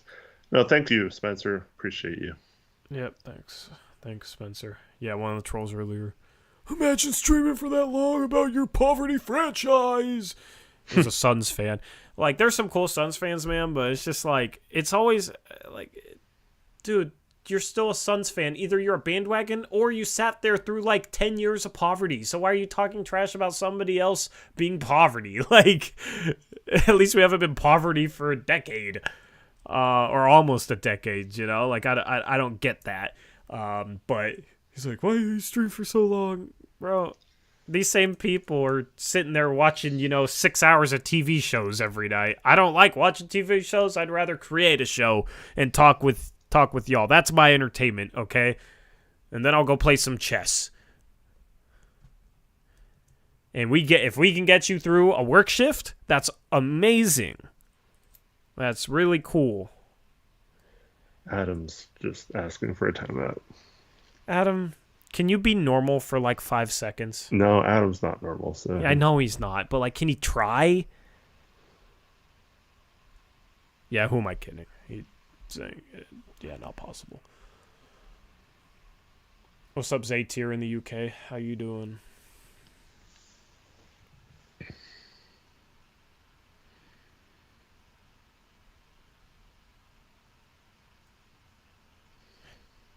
Anyway.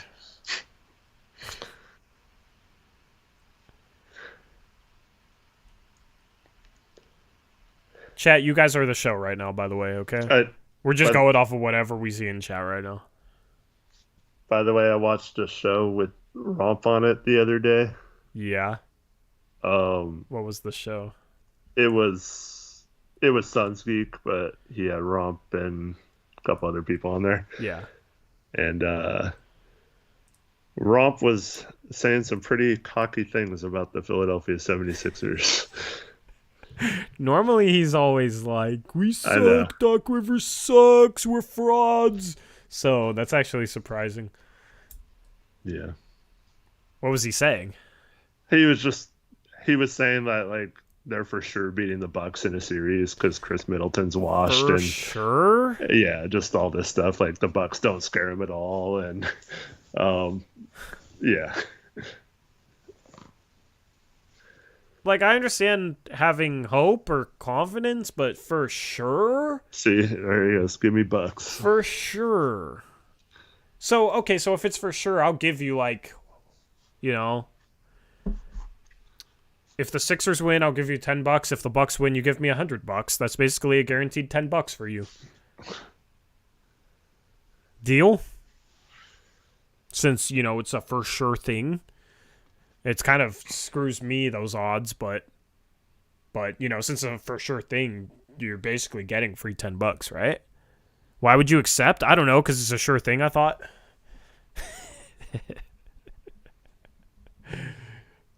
Oh, so it's not a sure thing. Oh, okay. Why would you just not accept the regular bet? Who? Are you worried the Bucks are going to beat them? Or the Bucks are going to lose to them? Yeah, what odds would be too much? Where's the line here? Just straight up odds, because the Bucks are going to be the favorite. See, but that's what I always laugh about is like people that say it's for sure that this is going to happen, but then they won't bet on it because those odds aren't great. It's like, why do you care about odds if you think it's a for sure thing? He said the Bucks got carried by Chris Middleton to a championship, and that he's not the same player anymore, and that it's going to be so the Bucks aren't going to do crap in the playoffs. Rom's takes are just like so all over the board. He has some good takes at times. He's just, you never know what you're going to get. You never know what you're going to get with Rom. And, you know, it makes it so people, you know, probably just want to hear what's next just because it's like opening a box of chocolates, man. You don't know, you know, those assorted chocolate boxes. I don't know where I'm going. I'm just getting hungry. But you never know what you're going to get with Romp. But Chris Middleton did not carry the Bucks to it. What are you talking about, bro? They relied on him, yes. But did you paraphrase him wrong? Did you This is fun. See, like, Romp will mean what he says here, which is actually reasonable. Bucks relied on Middleton for 25. I don't know if he's capable of that with his injuries. When he's talking, like, he's all cocky and like, yeah, But then he'll say sure it like, take the Bucks. Chris Middleton's washed. He's not the same player. Yeah, and he carried them to a championship. Yeah. Yeah, you know what I mean. Yeah. So it was a fun show though. We're giving you free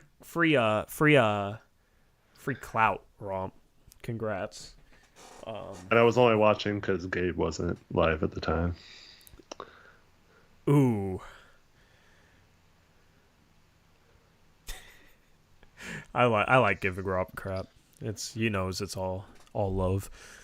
Adsy Mac $5 Australian donut says, have you guys spoken about that POS Shams mouthing off about Dame? He can get stuffed after the Dame and GP2 stories.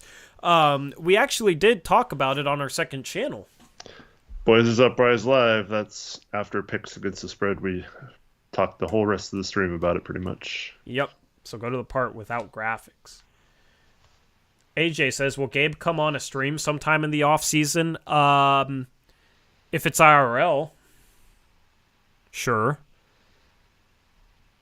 That's what I want, because I want to record a video playing Gabe one-on-one.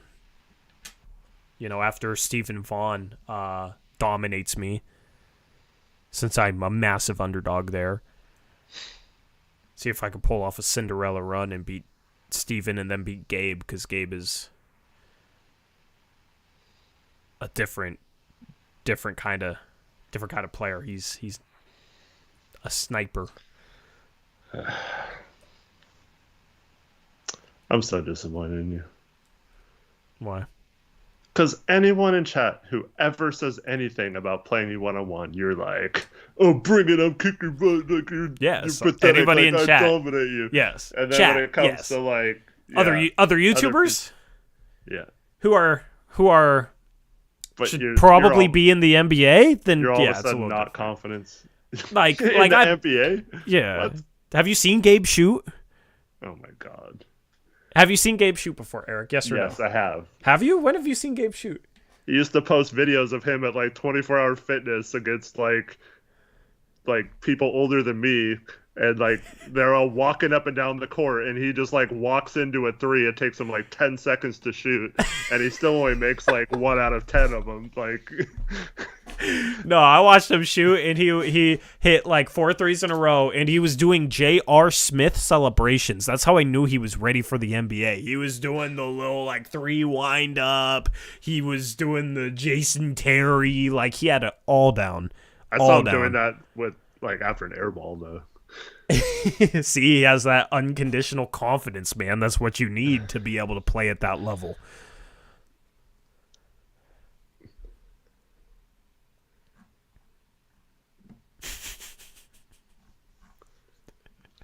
Sounds like a Gabe versus Eric needs to happen. Yeah, Romp's like 18, 19, I don't know, 22, something like that. We can do twos. Me and Eric versus Romp and Gabe. That would be great content. That would get millions and millions of views. Maybe 1,000, I don't know. And Gary can ref it, yeah. Except no whistle for Gary. He just yells when there's a foul.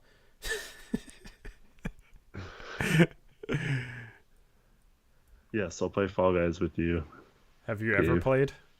I've played like 4 times. I don't know, like 4 games. Shout out to Jamie Sanchez, $5 dono. Says, rename the channel... Oh, I'm going to mess this up. I need to learn French. Okay.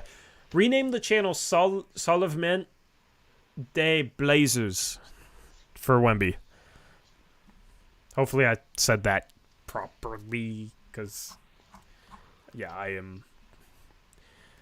I've never learned anything in another language except for ASL, and that is sign language. So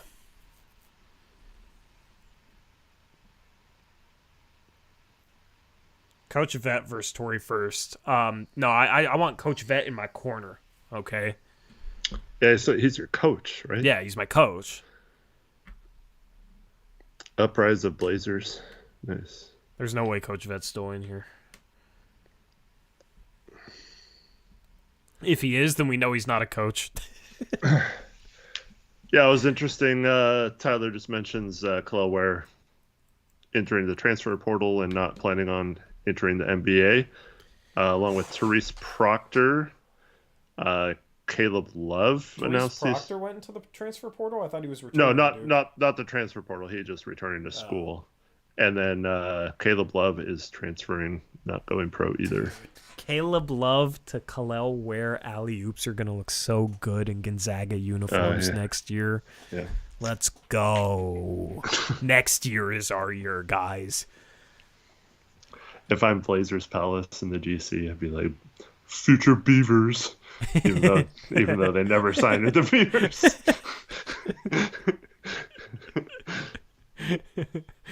Oh, man. Gonzaga not going to be any good without Timmy. See, I've heard that, Gonzaga's run is over, like 6 times in the last 10 years. Guess what? They've still been good. What if Timmy comes back? And yeah, that would be kind of. That would kind of remind me of like the Garoppolo thing where everybody's like, he's saying goodbye, and then he was back last year. Yeah. I think Timmy's gone though. Hi. You want to say? I took ASL 2, but I only remember the alphabet. Same.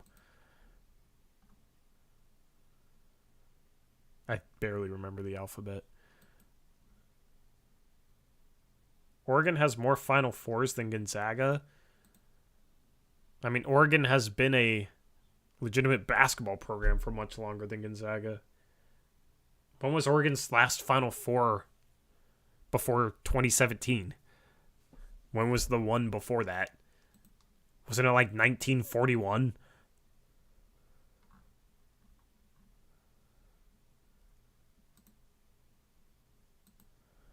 Damn, look at those arms. Look at those shoulders. See, this is what I gotta compete with. This is why I look so short.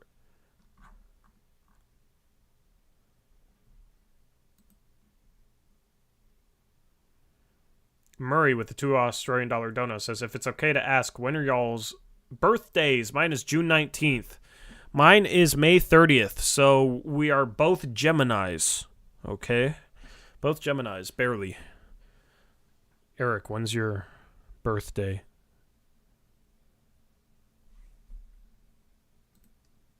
Yeah, you're muted. What's the cutoff for Gemini, Tori? Isn't it May 21st to June 20th? I'm very disappointed that you know that. Okay. I'm not sitting here like, ooh, my horoscope today says I'm going to get good fortune, so I'm going to go take some risks today. All right. My birthday is exactly a week after yours, Murray, so... But I'm not the same. Yeah. I'm not a Gemini. What are you? Cancer. Probably a Cancer, yep. Yep, I'm a Cancer. I knew you were Freaking a Cancer, yep. Yep. Of yeah, course. exactly. Yep. And you know all about what that means, right? No, I had no idea it was Cancer. I just assumed because it was the word cancer.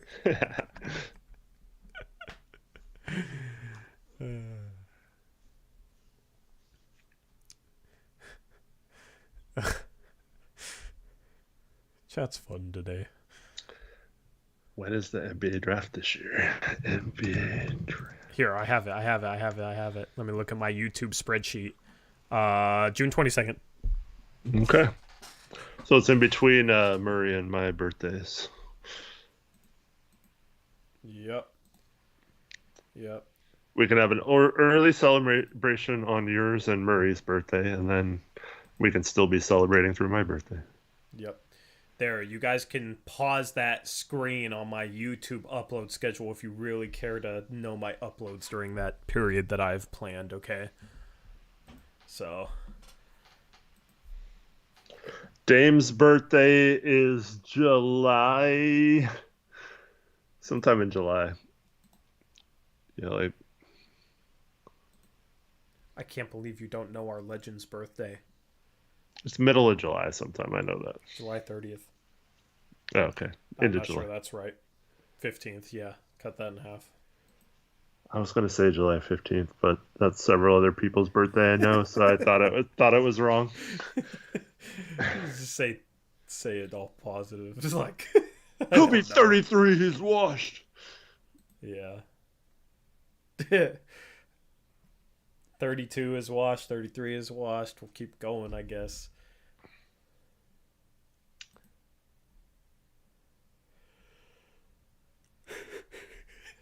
Dude, oh man. AJ asked if you could meet one Blazer besides Dame with this roster, who would it be and why?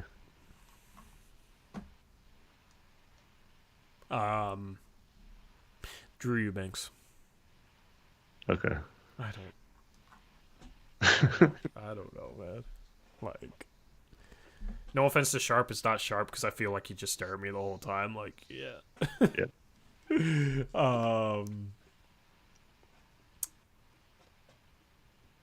Mine would be Shaden or Watford. They mad chill. Shaden's chill, man. I just feel like, you know, like I would be able to conversate with him, you know.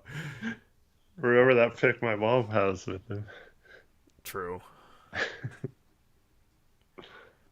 Um, Justice Winslow blocked you yesterday. Welcome to the club.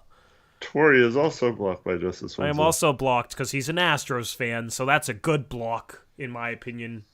Congrats for getting blocked by him. Maybe I should choose to use some Nurkic so that I can tell him to not ever block me for something stupid, because I wouldn't say anything stupid about him, and I've been defending him for years.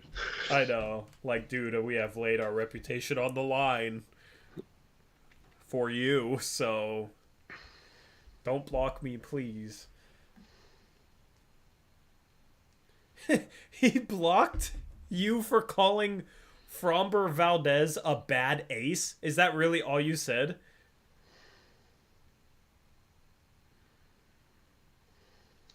Is he going to be that sensitive when his team literally just won a championship? Bro, if my team won a championship, I would be so chill. I'd be so chill. The reason, like, okay, if my team has its season end in, like, you can see this or not. What? Oh, yeah. See this on stream? Yeah. Beautiful picture. Beautiful picture. Yeah. Yeah, if my team has a season end in, like, the conference championship or, you know, the Elite Eight, okay, just don't mess with me for like 6 hours. All right? Don't talk trash about Drew Timmy. Okay? I am an emotional person when my seasons end because I feel like I will never see a championship in my life. Okay? I've never seen any one of my teams win a championship. So when my team's season ends, just don't mess with me for like 6 hours. Just give me 6 hours, all right? Then I can move on or, you know, be calm. But yeah, okay. The curse gets more and more frustrating. So, but if I won a championship, I'd be chill, man. It would be off my back. You know, I'd still root for it, but I don't understand fan bases of teams that win championships that get so worked up. It's like, you guys won a championship. You guys should just be happy. Like, whatever. We're champions. Adam, you're not old enough to understand that super chat. But if you know, you know. And, yeah. I but you read it. I had a request for you to read it. All right. Can I read it? I mean, we have no bad words, right? There is no bad words. There's just letters, and letters don't mean anything. Cranny Mac with the $5 donation. Clear the cobwebs. The BBC is coming through. Hot dog emoji. Are you saying my mom has cobwebs down there? Like, let's not even talk about this. Is my mom? Wait, why do you take it there? I wasn't even thinking about it. That's what he meant, dude. Well, now I realize, but I wasn't even, like, actually thinking about it. I was just laughing at the fact that you were going to have to read it. I wasn't actually...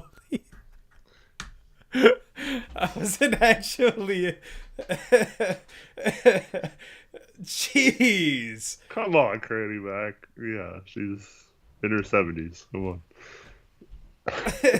Kyle says these tanky streams are wild. These are like the year one streams we used to have, and we used to have more of these last year. We haven't really had a stream like this in a while.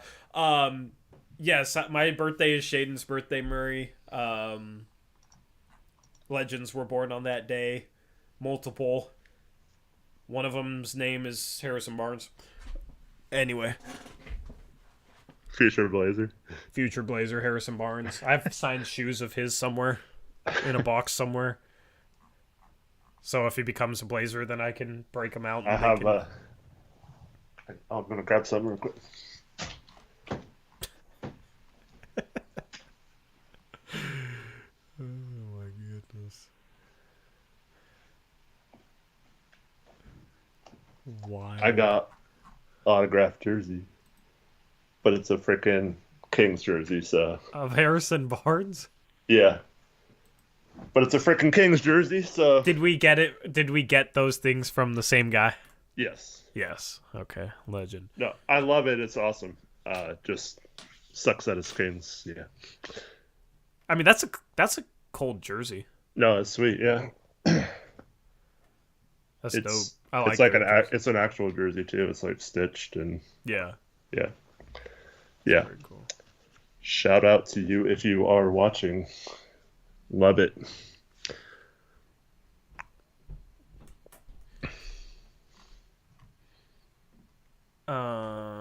Okay, so we are 2 hours and 12 minutes in. It's not a fan. It's someone that Tori and I both know that knows Harrison Barnes. But. Yeah. We got connections to people that know people. We actually talk to people. Just try to make myself feel important. Anyway.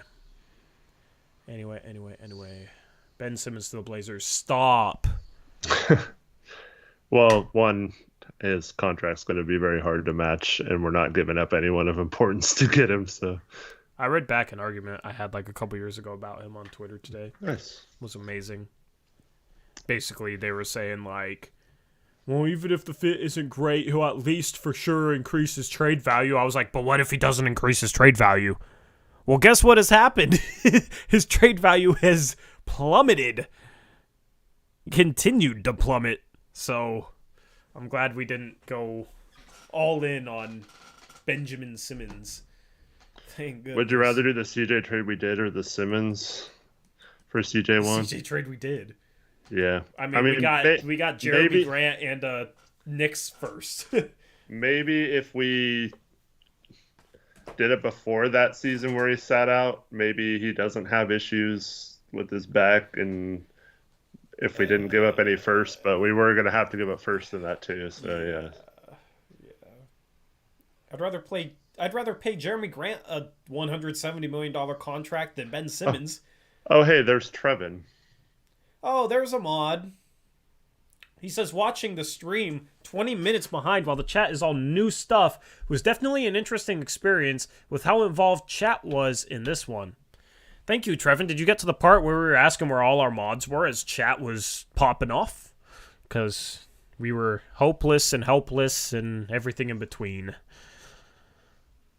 Blazer fan says, I just read that Wemby is now 7'5" with an 8-foot wingspan. Yeah, it's almost like I say that all the time, but I'm glad you read it.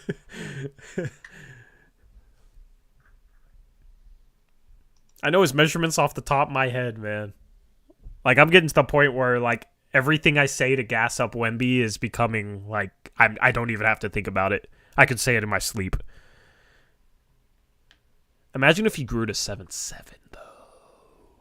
Mm-hmm. Oh, my God. What if he was 8 feet? What? Well, first of all, Adam's being mean to you. What did he say? He said, Tori, you go outside. But no, someone asked if you had to, it was in Barking Box, says if you had to pick an NBA player born on the same day as you to make a 3 to win $1 million, who are you picking? Like, you just mean have the same birthday, right? Not actually the same age, right? Because there is actually an NBA player that was born on my exact birthday. Walter Herman.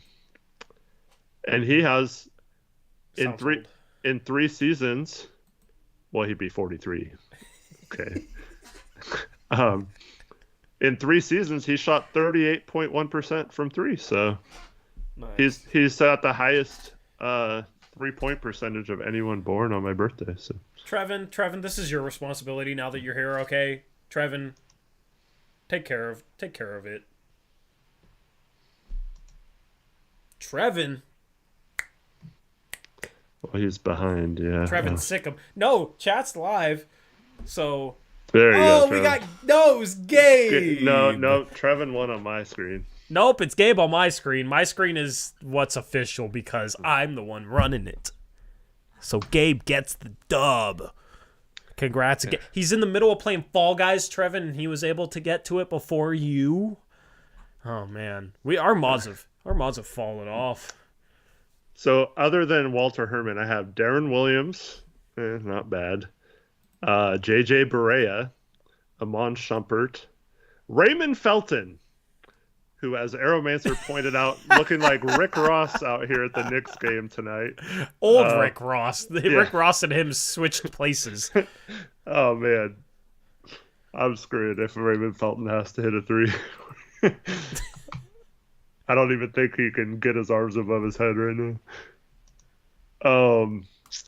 3 cupcakes? I think he could do it. Oh, if you promised him, like, Voodoo Donuts for life or something if he made it. Yeah. Yeah, just incentivize him. R.I.P. Jerome Kersey. Sure, same birthday as me. Yeah. Then I got Rudy Gobert.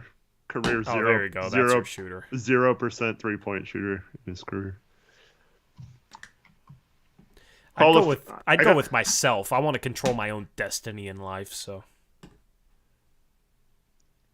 I got Hall of Famer Hal Greer, but he's long dead. Well, not long dead. He died 5 years ago. So then he was 81 when he died. And they didn't have a three-point line back when he played, so I don't know if he can stroke the three or not. Probably not if he's dead. Yeah. Connor, yes, it's fine. It is past 6 hours. It's been 2 days. What? But God, they'd have such a winnable freaking path. You tell me they have to beat Miami and then one of San Diego State and FAU? Oh, God, dude. It's not okay. I'm emotional now. But UConn's good, so.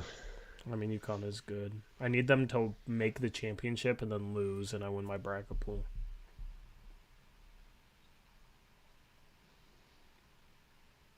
I don't think any team can beat them, though. I think Miami's the only team that can beat them, because Miami could just outscore them. Dude, you effing loser. It's not funny. Stop wasting your time just to be annoying. Get a freaking life. At this point, the gloves are off, okay? I will insult you for being a freaking bum that has to make 10 Cam Reddish accounts just to spam the same stuff. You're not funny, okay? Get a better shtick.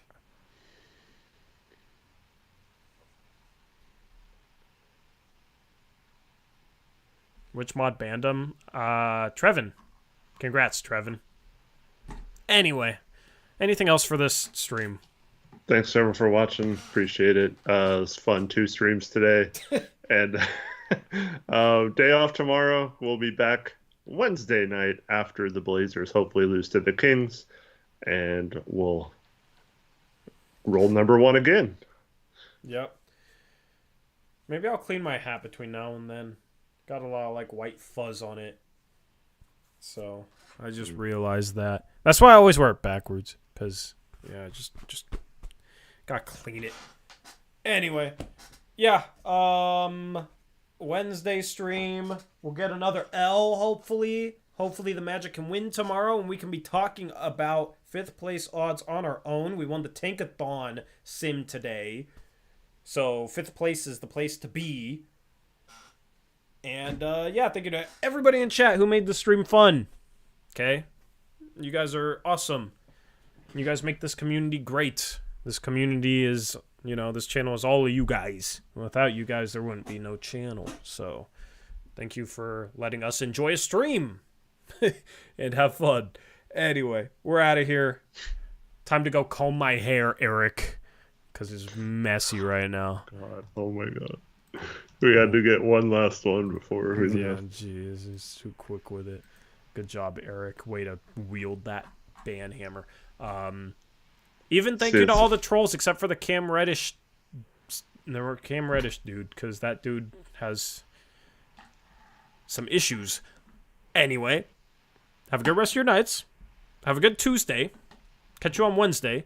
This is my Blazers Uprise postgame show presented by Bet Online.